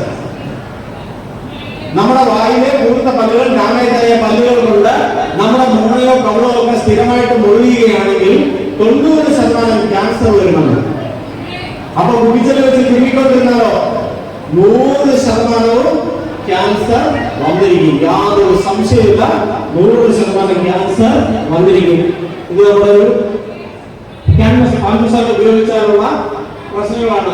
വായിൽ ക്യാൻസർ, ചുണ്ടിൽ ക്യാൻസർ, പല്ലുകൾ പൊഴിഞ്ഞു പോവുക, പല്ലുകൾ പൊടിഞ്ഞു പോവുക. കഴിഞ്ഞ ദിവസം ഞങ്ങൾ ഒരു MDMA ഉപയോഗിച്ച ഒരു വിദ്യാർത്ഥിയെ വിളിച്ചു. 22 വയസ്സാണ് അവന്. MDMA ഉപയോഗിച്ചതിന് പിടിച്ചവനെ ഇൻട്രോഗേഷൻ, അവരെ ചോദ്യം ചെയ്തുകൊണ്ടിരിക്കുകയാണ്. ആ ചോദ്യം ചെയ്തുകൊണ്ടിരുന്ന പാവം പറഞ്ഞു, സാറേ 1-2 മാസം കൂടിപ്പോയാൽ ഞാൻ അത്രമേ ജീവിക്കുള്ളൂ, ഞാൻ മരിക്കും സാറേ എന്നാണ്. അപ്പൊ അതെനിക്ക് ഇഷ്ടപ്പെട്ടില്ല. നീയാണോ തീരുമാനിക്കുന്ന മരിക്കുന്ന കാരണമൊക്കെ? അതൊക്കെ ഏതൊരു ശക്തിയുടെ പ്രേരണയാണോ നീ ജന്മം കൊണ്ടത്, ആ ശക്തി തീരുമാനിക്കണം നിന്റെ മരണമൊക്കെ എന്ന് ഞാൻ അവരോട് പറഞ്ഞു. ഇല്ല സാറേ, സാറിന് അറിയത്തില്ല, ഞങ്ങൾ 5 പേരാണ് കൂട്ടുകാര്, അതിൽ 4 പേര് കഴിഞ്ഞ 6 മാസത്തിനുള്ളിൽ മരണപ്പെട്ടു പോയി, മരിച്ചുപോയി. ഇനി ഞാൻ ഒരുത്തൻ മാത്രമേ അവശേഷിക്കുന്നുള്ളൂ. ഞാൻ ഇനി ഒരു 2-3 മാസത്തിനുള്ളിൽ ഞാൻ മരിക്കും, ഉറപ്പാണ് എന്ന് പറയാം. അതെന്താണ് നമുക്ക് അങ്ങനെ തോന്നാനുള്ള കാരണം? എന്താണ് സാറേ? എനിക്ക് വിശപ്പില്ല സാറേ, എനിക്ക് ദാഹമില്ല സാറേ, എനിക്ക് ഉറക്കമില്ല സാറേ. അപ്പൊ പറഞ്ഞ കാര്യമാണ്. ഉറങ്ങാതിരുന്നിട്ടുണ്ടോ? ഒരു ദിവസം ഉറങ്ങിയില്ലെങ്കിൽ 15 ദിവസമാണ് ഈ ശരീരത്തിൽ നോർമലൈസ് ആകാനായിട്ട്. ഒരു ദിവസം ഉറങ്ങിയില്ലെങ്കിൽ 15 ദിവസം കൊണ്ട് ഈ ശരീരം നോർമൽ ആകുള്ളൂ. അപ്പൊ ഞങ്ങൾ എക്സസൈസുകാരാണ്. ഞങ്ങൾ ഇടയ്ക്കിടയ്ക്ക് ഈ നൈറ്റ് ഡ്യൂട്ടിക്കൊക്കെ പോകും, ഈ ചെക്ക് പോസ്റ്റ് ഡ്യൂട്ടികൾക്കൊക്കെ പോകും. ഈ ചെക്ക് പോസ്റ്റിൽ ഡ്യൂട്ടി പോയി കഴിഞ്ഞാൽ 8 മണിക്കൂർ ഡ്യൂട്ടി, 8 മണിക്കൂർ റെസ്റ്റ് ആണ്. അപ്പൊ 8 മണിക്കൂർ നൈറ്റ് ഡ്യൂട്ടി നിന്നേച്ച് വീട്ടിലേക്ക് വരുമ്പോഴായിരിക്കും ഭാര്യ പറയുന്നത്, ആ അരി ആട്ടാൻ കൊടുത്തത് മേടിച്ചില്ല, കുഞ്ഞിന്റെ ബ്ലൗസ് കഴിക്കാൻ കൊടുത്തത് മേടിച്ചില്ല, ഇതൊക്കെ പോയി മേടിച്ചോണ്ട് വരാൻ. അപ്പൊ ഇതെല്ലാം കഴിഞ്ഞ് വന്നേച്ച് 2-3 മണിക്കൂർ ഞങ്ങൾ കിടന്ന് ഉറങ്ങും. ഉറങ്ങിയിട്ട് വീണ്ടും ഡ്യൂട്ടിക്ക് പോകും, വീണ്ടും വരും. ഇത് തന്നെ അവസ്ഥ. ഒരാഴ്ച കഴിയുമ്പോഴത്തേക്ക് തലകാല ബോധം നഷ്ടപ്പെട്ടു പോകുന്ന ഒരു അവസ്ഥ ഉണ്ടാവും. അവിടെ പോയി ഡ്യൂട്ടിക്ക് നിൽക്കുമ്പോഴത്തേക്ക് നമ്മൾ ഉറങ്ങിയിട്ടാണോ വന്നത്, ഞാൻ ഉറങ്ങിയാണോ ഇപ്പൊ ഡ്യൂട്ടിക്ക് നിൽക്കുകയാണോ, ഞാൻ ഭക്ഷണം കഴിച്ചാലോ ഭക്ഷണം കഴിച്ചില്ലയോ, ഭാര്യയെ കണ്ടായിരുന്നോ മക്കളെ കണ്ടായിരുന്നോ കണ്ടില്ലയോ എന്ന് സ്ഥലകാല ബോധം നഷ്ടപ്പെട്ടു പോകുന്ന ഒരു അവസ്ഥ. അപ്പൊ സ്ഥിരമായിട്ട് ഉറങ്ങാതിരിക്കുന്നതിന്റെ ഒരു അവസ്ഥ ഒന്ന് ആലോചിച്ചില്ലെങ്കിൽ അവൻ പറയുകയാണെങ്കിൽ നിമകൾ അടയുന്നില്ല സാറേ, നിമകൾ അടയുന്നില്ല, കണ്ണുകൾ അടയുന്നില്ല. അവൻ പറയാണ്, എന്റെ പല്ലുകൾ പൊടിഞ്ഞു പോകുന്നു സാർ, എന്റെ പല്ലുകൾ പൊടിഞ്ഞു പോകുന്നു. നമ്മുടെ ശരീരത്തിലെ ഏറ്റവും കട്ടിയുള്ള ഒരു സാധനമാണ് നമ്മുടെ പല്ലുകൾ, അല്ലെ? പല്ലുകളൊക്കെ കൈകൊണ്ട് പിടിച്ചാൽ പൊടിഞ്ഞു വരുന്നൊരു അവസ്ഥ നോക്കി. ഡോക്ടർമാർ പറയുന്നു MDMA ഉപയോഗിച്ചാൽ 10 വർഷമേ ജീവിക്കത്തുള്ളൂ, 10 വർഷം കൊണ്ട് ഇതിന്റെ ആയുസ് തീരുന്നു. ആസ് എ എക്സൈസ് ഓഫീസർ എന്റെ അനുഭവത്തിൽ നിന്ന് ഞാൻ പറയുന്നു, ഒരു 8 വർഷമേ ജീവിക്കുന്നുള്ളത്. പക്ഷെ MDMA ഉപയോഗിച്ച് നമ്മുടെ സുഹൃത്ത് പറയുന്നു 3 വർഷമേ ജീവിക്കുന്നുള്ളത്. ഞാൻ കഴിഞ്ഞ 3 വർഷമായിട്ടാണ് സാർ MDMA ഉപയോഗിച്ചത്. ഞാൻ ഉറപ്പായിട്ട് 2-3 മാസത്തിനുള്ളിൽ മരിച്ചു പോകുന്നതാണ് പറഞ്ഞത്. പല്ലുകൾ പൊടിഞ്ഞു പോകുന്നു, പല്ലുകൾ പൊഴിഞ്ഞു പോകുന്നു, പല്ലുകളെല്ലാം വലിയ വിടവുകൾ, ഗ്യാപ്പുകൾ. ഏജിങ് എന്ന് പറയുന്ന ഒരു പ്രോസസ്. ഏജിങ് വളരെ ഫാസ്റ്റ് ആയിട്ട് നടക്കും. എന്താണ് ഏജിങ്? പ്രായമാവുക. എങ്ങനെയാണ് പ്രായമാവുന്നത്? എങ്ങനെയാണ്? ഞാൻ പറഞ്ഞു, നമ്മുടെ ശരീരത്തില് 8000 കോടി കോശങ്ങളുണ്ട് നമ്മുടെ ശരീരത്തിൽ. ഈ കോശങ്ങളുടെ ആയുസ് എത്രയാണ്? 36 മണിക്കൂർ മാത്രം ജീവിക്കുന്ന കോശങ്ങളുണ്ട്, 120 വയസ്സ് വരെ ജീവിക്കുന്ന കോശങ്ങളുണ്ട്. അപ്പോൾ 36 മണിക്കൂർ മാത്രം ജീവിക്കുന്ന കോശം 36 മണിക്കൂർ കഴിയുമ്പോഴത്തേക്കും ഡെഡ് സെൽസ് ആവും. ആ ഡെഡ് സെൽസ് പുറത്തേക്ക് പോകണം. ഈ ഡെഡ് സെൽസ് പുറത്തേക്ക് പോകണമെങ്കിൽ ആരോഗ്യമുള്ള ശരീരമായിരിക്കണം. എങ്ങനെയായിരിക്കും പുറത്തേക്ക് പോകുന്നത്? നമ്മുടെ മലമൂത്രത്തിലൂടെയും നമ്മുടെ വിസർജനേന്ദ്രിയത്തിലൂടെയും നമ്മുടെ വിയർപ്പിലൂടെയും വിശ്വാസത്തിലൂടെയും ആയിരിക്കും പുറത്തേക്ക് പോകുന്നത്. അപ്പോൾ അങ്ങനെ പുറത്തേക്ക് പോകണമെങ്കിൽ നല്ല ആരോഗ്യമുള്ള ഒരു ശരീരമായിരിക്കണം. ആരോഗ്യം കുറഞ്ഞു കഴിഞ്ഞാൽ ഈ ഡെഡ് സെൽസ് പുറത്തേക്ക് പോകുമോ? ഈ ഡെഡ് സെൽസ് പുറത്തേക്ക് പോകാതെ ശരീരത്തിന്റെ ഉള്ളിൽ തന്നെ കൂടിക്കിടന്ന് വളരാൻ തുടങ്ങും. ഡെഡ് സെൽസ് എല്ലാം കൂടിക്കിടന്ന് വളരാൻ തുടങ്ങും. അങ്ങനെ ഡെഡ് സെൽസ് എല്ലാം കൂടിക്കിടന്ന് വളരുന്ന ഒരവസ്ഥയ്ക്ക് പറയുന്ന പേരെന്താണ്? അതാണ് ക്യാൻസർ എന്ന് പറയുന്നത്. ക്യാൻസർ എന്ന് പറയുന്ന രോഗം. അപ്പോൾ ഈ 36 മണിക്കൂർ മാത്രം ജീവിക്കുന്ന കോശങ്ങളും 120 വയസ്സ് വരെ ജീവിക്കുന്ന കോശങ്ങളുണ്ടെന്ന് ഞാൻ പറഞ്ഞു. അപ്പൊ ഇതിന്റെയൊക്കെ പ്രായത്തില് ഒരു വർഷം 1 ലക്ഷം കോശങ്ങൾ ഉണ്ടാകുകയാണെങ്കിൽ ചിലപ്പോൾ 1000 കോശങ്ങളായിരിക്കും മരിച്ചു പോകുന്നത്. അപ്പോൾ അങ്ങനെ കോശങ്ങളുടെ വളർച്ച അല്ലെങ്കിൽ കോശം ഉണ്ടാകുന്നതിന്റെ അളവ് കൂടി വരികയും അതൊരു 40 വയസ്സാകുമ്പോൾ ഈക്വലൈസ് ചെയ്യുകയും ചെയ്യും. 40 വയസ്സിന് ശേഷം കോശങ്ങൾ ഉണ്ടാകുന്നതിന്റെ അളവ് കുറയുകയും മരിക്കുന്നതിന്റെ അളവ് കൂടിയും വരും. അപ്പോൾ കോശങ്ങളുടെ എണ്ണം ശരീരത്തിൽ കുറഞ്ഞു വരും. ഈ പറയുന്ന അവസ്ഥയ്ക്ക് പറയുന്ന പേരാണ് ഏജിങ്, പ്രായമാവുക എന്ന് പറയുന്നത്. അപ്പൊ 40 വയസ്സൊക്കെ കഴിഞ്ഞ് കഴിഞ്ഞാൽ സ്കിന്നൊക്കെ ചുളിയാൻ തുടങ്ങും, കാഴ്ചയൊക്കെ മങ്ങാൻ തുടങ്ങും, രുചികളൊന്നും തിരിച്ചറിയാൻ പറ്റാതെ വരും, കേൾവിയൊക്കെ കുറഞ്ഞു പോകും. കാരണം ഈ സെൽസിന്റെ ഒക്കെ അളവ് കുറഞ്ഞു വരുന്നു. നമ്മുടെ പല സെൽസുകളും കുറഞ്ഞു വരുന്നു. മയക്കുമരുന്ന് ഉപയോഗിക്കുന്നവർക്ക് ചെറുപ്രായത്തിൽ തന്നെ ഏജിങ് വളരെ ഫാസ്റ്റ് ആയിട്ട് നടക്കും. ചെറുപ്രായത്തിൽ തന്നെ പെട്ടെന്ന് തന്നെ പ്രായമാകുന്ന ഒരു അവസ്ഥയിലേക്ക് കടന്നു വരും. എന്ന് വെച്ചാല് കോശങ്ങൾ ഉണ്ടാകുന്നതിന്റെ അളവ് കുറഞ്ഞു പോവുകയും കോശങ്ങൾ മരിക്കുന്നതിന്റെ അളവ് കൂടിപ്പോവുകയും ചെയ്യും. അപ്പോൾ ഏജിങ് എന്ന് പറയുന്ന പ്രോസസ്സ് ഫാസ്റ്റ് ആയിട്ട് നടക്കുന്നു. അങ്ങനെ ചുണ്ടിൽ ക്യാൻസർ, നാക്കിൽ ക്യാൻസർ, തൊണ്ടയിൽ ക്യാൻസർ, ഇങ്ങനെ നിരവധി പ്രശ്നങ്ങൾ. ഇതൊരു അമ്മച്ചിയാണ്. ഈ അമ്മച്ചി പാൻ മസാല ഉപയോഗിച്ചിട്ട് ആശുപത്രിയിൽ ചെന്നാണ്. ഡോക്ടർമാരെ പൊളിച്ചു നോക്കിയപ്പോൾ ആ വായിക്കാത്ത എന്തൊക്കെയോ തിളങ്ങുന്നുണ്ട്. വിഷ്വൽസ് ക്ലിയർ ഇല്ലാത്തതുകൊണ്ട് നിങ്ങൾക്ക് കാണാമോ പുറകിരിക്കുന്നവർക്ക്? ആ വായിക്കാത്ത എന്തോ തിളങ്ങുന്നുണ്ട്. എന്തായിരിക്കും തിളങ്ങുന്നത്? എന്തായിരിക്കും? സൂചി നോക്കിയേ,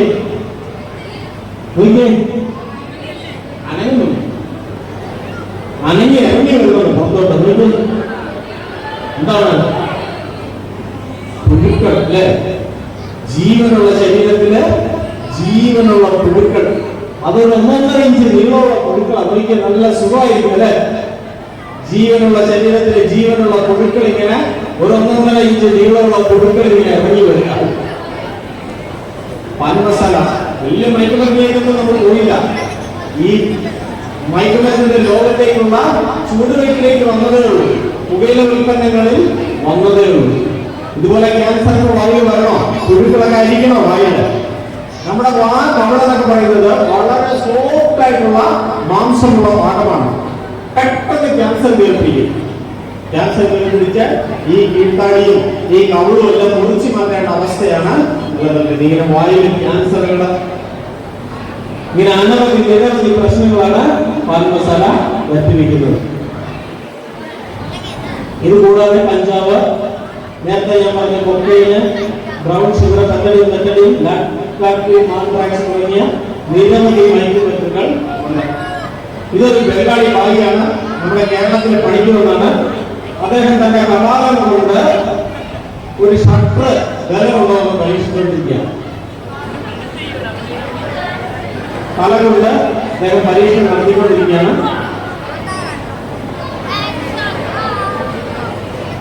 ഇദ്ദേഹം ഏതോ മുഴുകിയ മയക്കുമരുന്ന് ഉപയോഗിച്ചിട്ടാണ് ഇയാളുടെ പരീക്ഷണം.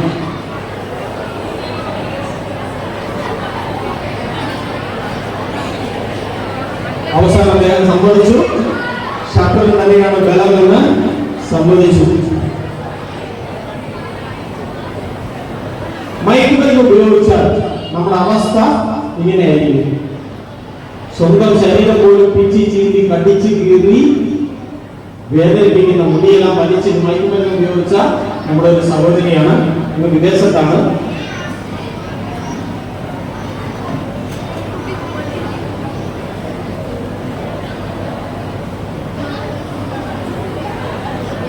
ഫ്ലിപ്കാർട്ട് ഡ്രഗ് എന്ന് പറയും. Zombie drug. ചൈന നിർമ്മിച്ച ഒരു ഡ്രഗാണ് ഫ്ലിപ്കാർട്ട് ഡ്രഗ്. നമ്മളെപ്പോലുള്ള യുവാക്കളെ, നിങ്ങളെ പോലുള്ള യുവാക്കളെ ലക്ഷ്യം വെച്ചുകൊണ്ട് വിപണി കൽപ്പിച്ചിരിക്കുകയാണ് ചൈന പോലുള്ള രാജ്യം. നേരത്തെ കണ്ട ബംഗാളിൽ പോലുള്ളതുമായി അവിടെയുമുണ്ട്. ആ ബസ്സിന് തലതെളിച്ചാകുന്ന ഒരു രംഗമാണ് കാണുന്നത്.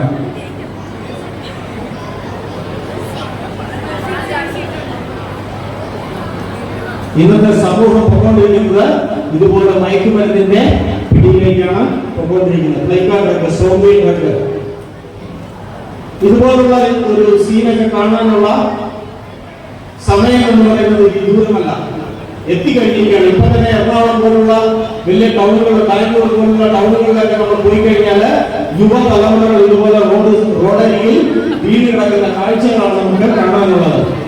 സോംബി മനുഷ്യർ മയക്കുമരുന്ന് ഉപയോഗിച്ചു കഴിഞ്ഞാൽ ഞാനും നിങ്ങളെന്നുമല്ല ആരാണെങ്കിലും ഈ ഒരു അവസ്ഥയിലേക്ക് എത്തിച്ചേരും. നമ്മുടെ വീട്ടിലെ അമ്മമാർ റോഡിൽ കൂടി ഇറങ്ങി നടക്കാൻ പറ്റാത്ത ഒരു സാഹചര്യമാണ് സംജാതമായിക്കൊണ്ടിരിക്കുന്നത്. മയക്കുമരുന്ന് ഉപയോഗിക്കുന്നവരെ തിരിച്ചറിയാൻ ഒറ്റപ്പെട്ട പ്രകൃതമായിരിക്കും. എപ്പോഴും ഒറ്റയ്ക്കായിട്ടായിരിക്കും ഇരിക്കുന്നത്. ഈ കൂട്ടത്തിലുള്ളവരാരും മയക്കുമരുന്ന് ഉപയോഗിക്കാത്തവരായതുകൊണ്ടാണ് എല്ലാവരും ഇവിടെ സമാധാനമായിട്ടിരിക്കുന്നത്. മയക്കുമരുന്ന് ഉപയോഗിക്കുന്നത് ആരെങ്കിലും നിങ്ങളിൽ ഉണ്ടായിരുന്നെങ്കിൽ അവൻ വേറെ എവിടെയെങ്കിലും പോയി മഞ്ഞിന് നോക്കിയിരുന്ന ആകാശത്ത് നോക്കി ചിരിച്ചുകൊണ്ടോ കരുതുകൊണ്ടോ ചിന്തിച്ചുകൊണ്ടൊക്കെ ഇരിക്കും. പണത്തിന് വേണ്ടിയിട്ട് വഴക്ക് എപ്പോഴും വീട്ടിലും സുഹൃത്തുക്കളുടെ അടുത്ത് എല്ലായിടത്തും വഴക്കായിരിക്കും. പണത്തിന് വേണ്ടിയിട്ട് വഴക്കായിരിക്കും. കഴിഞ്ഞ ദിവസം ഒരു വീട്ടമ്മ എന്നെ വിളിച്ചിട്ട് ചോദിച്ചു, രാജ്കുമാർ സാറിനെ ചോദിച്ചു. ഞാൻ അദ്ദേഹം പറഞ്ഞു, അമ്മ ഭയങ്കര കരച്ചിൽ, കുറെ നേരം ആ കരയുടെ സങ്കടം പോകട്ടെ എന്ന് പറഞ്ഞ് ഞാൻ അനുവദിച്ചു. കുറെ കരഞ്ഞു കഴിഞ്ഞപ്പോഴത്തേക്ക് അമ്മ ചോദിക്കുകയാണ്, സാറേ എന്റെ മകനെ എങ്ങനെയെങ്കിലും ഒന്ന് ജയിലിലാക്കി തരാമെന്ന് ചോദിച്ചു.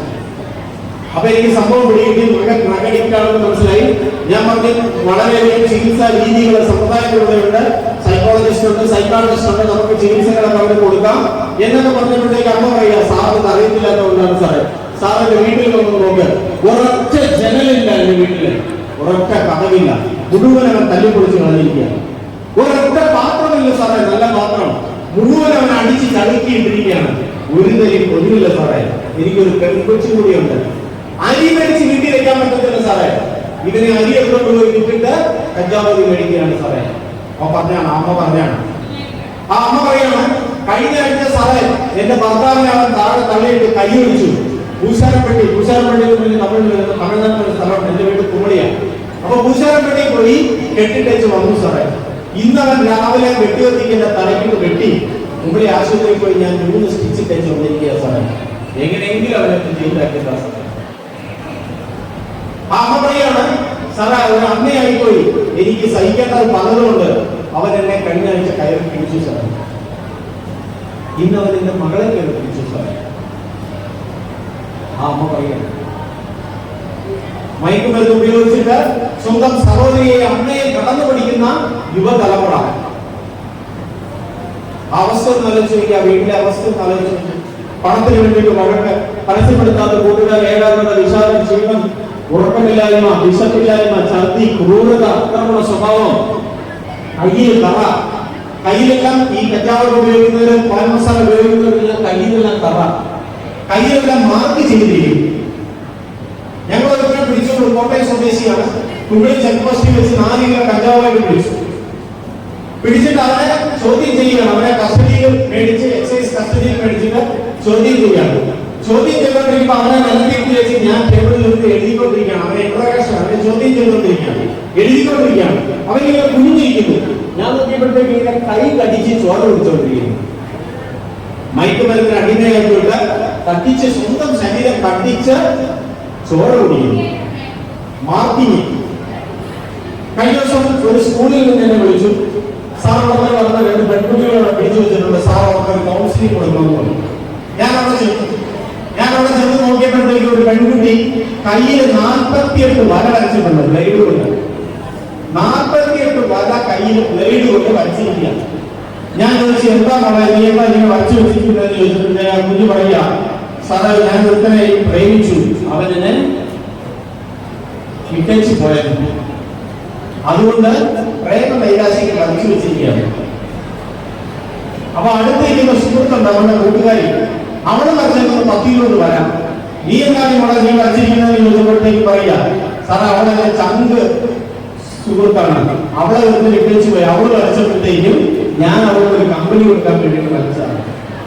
അപ്പൊ വീട്ടിൽ മാറ്റി രക്ഷിതാക്കളൊക്കെ ഉണ്ടല്ലോ, മക്കളെ കൈകളൊക്കെ ഒന്ന് പിടിച്ചു നോക്കണം.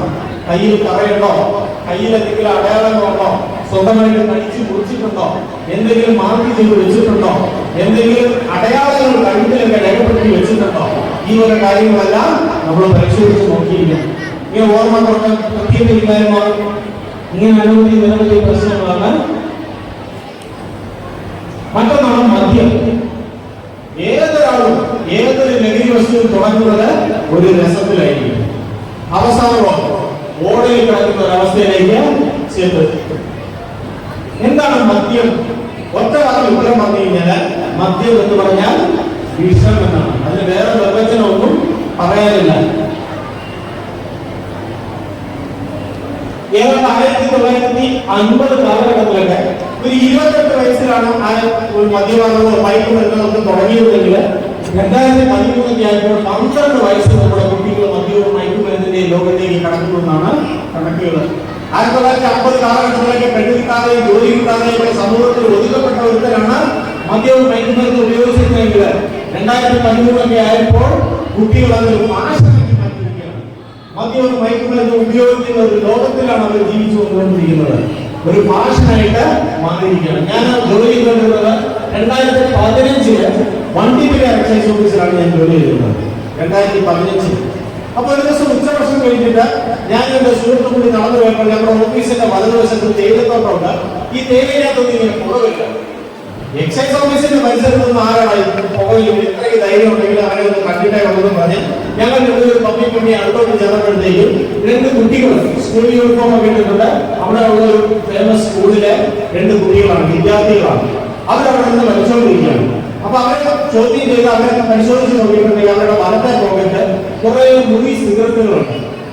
ഈ വലിയൊരു മുതിർന്നവരൊക്കെ വലിച്ചെടുത്ത് റോഡാക്കി ഉപേക്ഷിച്ച് പോയിരിക്കുന്ന ഈ സിഗരറ്റ് എല്ലാം കൂടെ ഇറക്കി ഇവന്മാര് പോക്കറ്റ് ഇട്ടേച്ച് അവിടെ വന്നിരിക്കുകയാണ്. രാവിലെ ഉച്ചയ്ക്ക് വൈകിട്ട് 3 നേരം അറ്റൻഡൻസ് ഇതിന് ഈ തേയിലത്തോട്ടിലാണ്. രാവിലെ ക്ലാസ്സിൽ പോകുന്നതിലൂടെ ഇവിടെ വരുന്നു, ഈ തേയിലത്തോട്ടിൽ വന്നേച്ച് കൈ സിഗരറ്റ് എടുത്ത് വലിക്കുന്നു. ഉച്ചയ്ക്ക് ലഞ്ച് ബ്രേക്കിന് വരുന്നു. ലഞ്ച് ബ്രേക്കിന് വന്നപ്പോഴാണ് ഞങ്ങൾ കണ്ടത്. വൈകിട്ട് ക്ലാസ് കഴിഞ്ഞ് പോകുമ്പോഴത്തേക്കും ഇത് തന്നെ. അപ്പൊ ഇവരെ ചോദ്യം ചെയ്ത് ചേട്ടനും അനിയനും വന്നു പറഞ്ഞു ഏത് സ്കൂളിലാണെന്നുള്ള കാര്യം ഇവിടെ മനസ്സിലായി. ചേട്ടനും അനിയനും എപ്പോഴാണ് പഠിക്കുന്നത്? മൂത്തവൻ 6ാം ക്ലാസ്സിൽ പഠിക്കുന്നു, ഇളയവൻ 5ാം ക്ലാസ്സിൽ പഠിക്കുന്നു. 5ാം ക്ലാസ്സിൽ വയസ്സ് എത്രയാണ്? 5ാം ക്ലാസ്സിൽ വയസ്സ് എത്രയാണ്? 10 വയസ്സ്. അപ്പൊ 2015 ആയപ്പോൾ 10 വയസ്സിൽ നമ്മുടെ കുട്ടികൾ മയക്കുമരുന്നിന്റെ ലോകത്തേക്ക് കടത്തുന്നുവെന്നാണ് കണക്കുകൾ വെളിവാക്കുന്നത്. ഇപ്പോൾ 2025 നമ്മുടെ കുട്ടികൾ വളരെ ചെറുപ്രായത്തിൽ തന്നെ 5ാം ക്ലാസ്സിൽ പഠിക്കുന്ന കുട്ടികൾ, 4ാം ക്ലാസ്സിൽ പഠിക്കുന്ന കുട്ടികളെല്ലാം മയക്കുമരുന്ന് ഉപയോഗിച്ചതിന്റെ കഥകളൊക്കെയാണ് പുറത്തേക്ക് വന്നുകൊണ്ടിരിക്കുന്നത്. 8 വയസ്സിലും 9 വയസ്സിലും 10 വയസ്സിലൊക്കെ നമ്മുടെ കുട്ടികൾ മയക്കുമരുന്നിന്റെ ലോകത്തേക്ക് കടന്നു ചെല്ലുന്നു എന്നുള്ള വിഷമിപ്പിക്കുന്ന, പേടിപ്പെടുത്തുന്ന വാർത്തകളാണ് നാം കേട്ടുകൊണ്ടിരിക്കുന്നത്. മദ്യവും മയക്കുമരുന്നും ഒക്കെ നമ്മുടെ 5 തലങ്ങളിൽ ബാധിക്കുന്നു.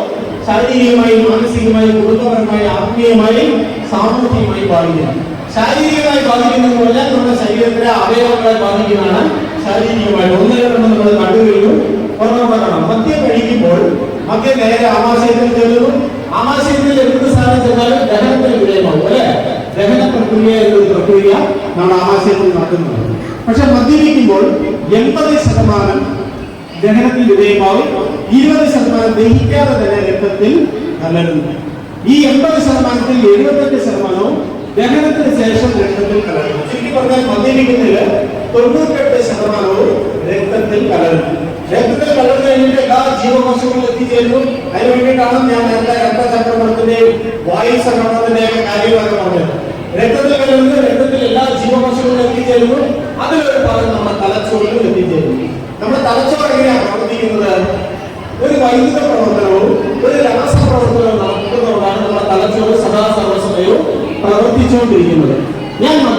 ചെയ്യുമ്പോൾ THIQ ടെട്രാ ഹൈഡ്രോ ഐസോക്വിനോലിൻ എന്ന് പറയുന്ന ഒരു രാസവസ്തു തലച്ചോറിൽ ഉണ്ടാവും. ഞാൻ കഞ്ചാവ് ഉപയോഗിക്കുമ്പോൾ THC ടെട്രാ ഹൈഡ്രോ കനാബിനോൾ എന്ന് പറയുന്ന ഒരു രാസവസ്തു തലച്ചോറിൽ ഉണ്ടാവും. അപ്പോൾ ഈ രാസവസ്തു നമ്മുടെ തലച്ചോറിന്റെ പ്രവർത്തനത്തിനെ ഏറ്റെടുക്കും. ഇപ്രകാരം ഏറ്റെടുക്കുന്നതുകൊണ്ടാണ് ഒരു മദ്യപിക്കുന്ന ഒരാള്, ഒരു ഉദാഹരണം പറഞ്ഞു കഴിഞ്ഞാൽ, എന്റെ ഗ്രഹനാഥൻ, എന്റെ വീട്ടിലെ ഗ്രഹനാഥൻ ഞാനാണ്, എന്റെ വീട്ടിലെ എല്ലാ കാര്യങ്ങളും തീരുമാനിക്കുന്നത് ഞാനാണ്. വീട്ടിലേത് ടി വി മേടിക്കണം, ഭാര്യ ആരായിരിക്കണം, മക്കളെ ഏത് സ്കൂളിൽ വിടണം, ഇന്ന് എന്ത് ഭക്ഷണം വയ്ക്കണം, എല്ലാ കാര്യങ്ങളും തീരുമാനിക്കുന്നത് ഞാനാണ്. എന്നെ കുറിച്ച് അറിയാത്ത, എന്റെ സംസ്കാരം അറിയാത്ത, എന്റെ ഭാഷ അറിയാത്ത ഒരു ഏരിയയിൽ നിന്ന് എന്റെ ഗൃഹനാഥനായാൽ എന്തായിരിക്കും ഞങ്ങളുടെ അവസ്ഥ എന്നാലോചിച്ച്. അതുപോലെ തന്നെയാണ് തലച്ചോറിന് വളരെ സ്മൂത്തായിട്ട് പ്രവർത്തിച്ചുകൊണ്ടിരിക്കുകയാണ്. ഞാൻ മദ്യപിക്കുമ്പോൾ THIQ എന്ന് പറയുന്ന ഒരു രാസവസ്തു ഉണ്ടാവുകയും അവൻ തലച്ചോറിന്റെ പ്രവർത്തനങ്ങളെ ഏറ്റെടുക്കുകയും ചെയ്യും. അങ്ങനെ അതുകൊണ്ടാണ് മദ്യപിച്ച ഒരാൾക്ക് നിലയില്ലാതെ പാമ്പായിട്ട് തോട്ടി കൂടെ ഇഴഞ്ഞിങ്ങനെ പോകുന്നത്. അങ്ങനെ തലച്ചോറിന്റെ പ്രവർത്തനങ്ങളെ ഏറ്റെടുക്കുന്നത്. തലച്ചോറിനെ എങ്ങനെയാണ് മദ്യം ബാധിക്കുന്നതെന്ന് നമുക്കൊരു ചെറിയ വീഡിയോ കണ്ടു നോക്കാം. മദ്യപിക്കുമ്പോൾ മദ്യം നേരെ ആമാശയത്തിലേക്ക് ചെല്ലുന്നു. അവിടെ ചെന്ന് ചുവന്നരക്കാടുകളുമായി പറ്റിപ്പിടിച്ച് എല്ലാ ജീവകോശങ്ങളിലും എത്തിച്ചേരുന്നു. അതിലൊരു ഭാഗം തലച്ചോറിൽ എത്തിച്ചേരുന്നു. തലച്ചോറിന്റെ ഉള്ളിലുള്ള നെർവസ് സിസ്റ്റമാണത് അതിനെ ബാധിക്കുന്നു. തലച്ചോറിന്റെ ഉള്ളിലുള്ള ന്യൂറോൺസ് എന്ന് പറയുന്ന ഭാഗമാണ്. ആ ന്യൂറോൺസിന്റെ പ്രവർത്തനത്തിനെയും ബാധിക്കുന്നു. തലച്ചോറിലെ കോശങ്ങൾക്ക് കേടുപാടുകൾ ഉണ്ടാക്കുന്നു. ജീവിക്കാൻ പറ്റുമോ? 20 വയസ്സ് വരെ. എന്താണ് ന്യൂറോൺസ്? എന്താണ് ന്യൂറോൺസ്? തലച്ചോറിലുള്ള ഗ്ലോബൽ നെറ്റ്വർക്കിംഗ് സിസ്റ്റമാണ് ന്യൂറോൺസ്. ഒരു ശരീരം 100 കൈകളും 1000 കാലുകളും ഉള്ള ഒരു സിസ്റ്റമാണ് ന്യൂറോൺസ്.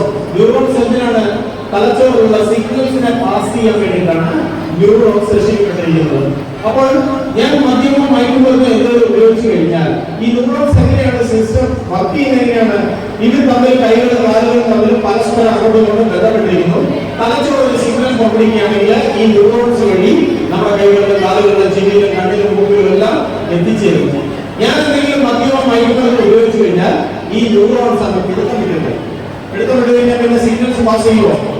എന്റെ കൂട്ടത്തിൽ ഞാൻ പഠിച്ചത് കുമളി ഗവൺമെന്റ് ഹൈസ്കൂളിലാണ്.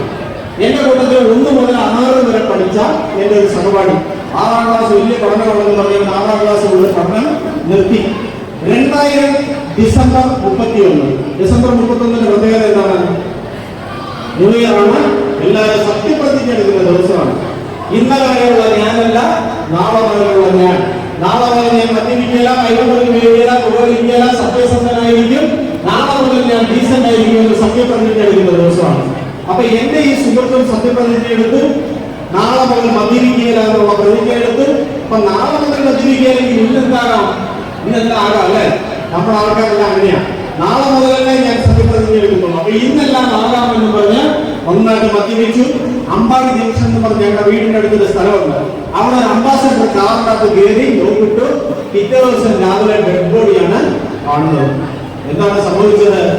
മദ്യപിച്ചു കഴിയുമ്പോൾ ഡീഹൈഡ്രേഷൻ എന്ന് പറയുന്ന ഒരു പ്രോസസ്സാണ്. മദ്യം വിഷമാണെന്ന് ഞാൻ പറഞ്ഞു. വിഷത്തിനെ വിഘടിപ്പിക്കുന്ന ഡ്യൂട്ടി കരകളാണ്. കരളാണ് വിഷത്തിനെ വിഘടിപ്പിച്ച് ഇല്ലാതാക്കുന്നത്. ഇതിനെയാണ് ഡീഹൈഡ്രേഷൻ പ്രോസസ് പറയുന്നത്. ഈ കരളിൽ ഈ വിഷത്തിനെ വിഘടിപ്പിക്കണമെങ്കിൽ ധാരാളം വെള്ളം വേണം. ഒരു ഫാക്ടറി പോലെയാണ്. ധാരാളം വെള്ളം ഇങ്ങനെ കുടിച്ചോണ്ടേയിരിക്കണം. മദ്യം എന്തോരം കഴിക്കുന്നോ അതിനനുസരിച്ച് ധാരാളം വെള്ളം കുടിച്ചോണ്ടേയിരിക്കും. എങ്ങനെ ഡീഹൈഡ്രേഷൻ പ്രോസസ് നടക്കുള്ളൂ. അപ്പൊ ഇവരോട് അന്ന് ആ തലച്ചോറ് പറഞ്ഞു കാണും, എടാ നീ മദ്യപിച്ചിട്ടുണ്ട്, നിന്റെ കരൾ ഡീഹൈഡ്രേഷൻ പ്രോസസ് നടത്തിക്കൊണ്ടിരിക്കുകയാണ്, നീ ധാരാളം വെള്ളം കുടിക്കേണ്ടതായിട്ടുണ്ട്, നീ പുറത്തേക്ക് പോകൂ, വെള്ളം എടുത്ത് പിടിക്കൂ, കയ്യേ എന്ന് പറഞ്ഞ് കൈക്ക് ഒരു മെസ്സേജ് കൊടുക്കുകയാണ്, കാറിന്റെ ഡോർ തുറക്കൂ, കാലിനൊരു മെസ്സേജ് കൊടുക്കുകയാണ്, നീ എഴുന്നേറ്റ് പോകൂ, ഇങ്ങനെ മെസ്സേജ് ഒക്കെ കൊടുക്കുകയാണ്. പക്ഷെ ന്യൂറോൺസ് എന്ത് ചെയ്തു? പിടുത്തം വിട്ടുകളഞ്ഞു. മെസ്സേജ് കൈക്ക് കാലിലൊന്നും ചെന്നില്ല.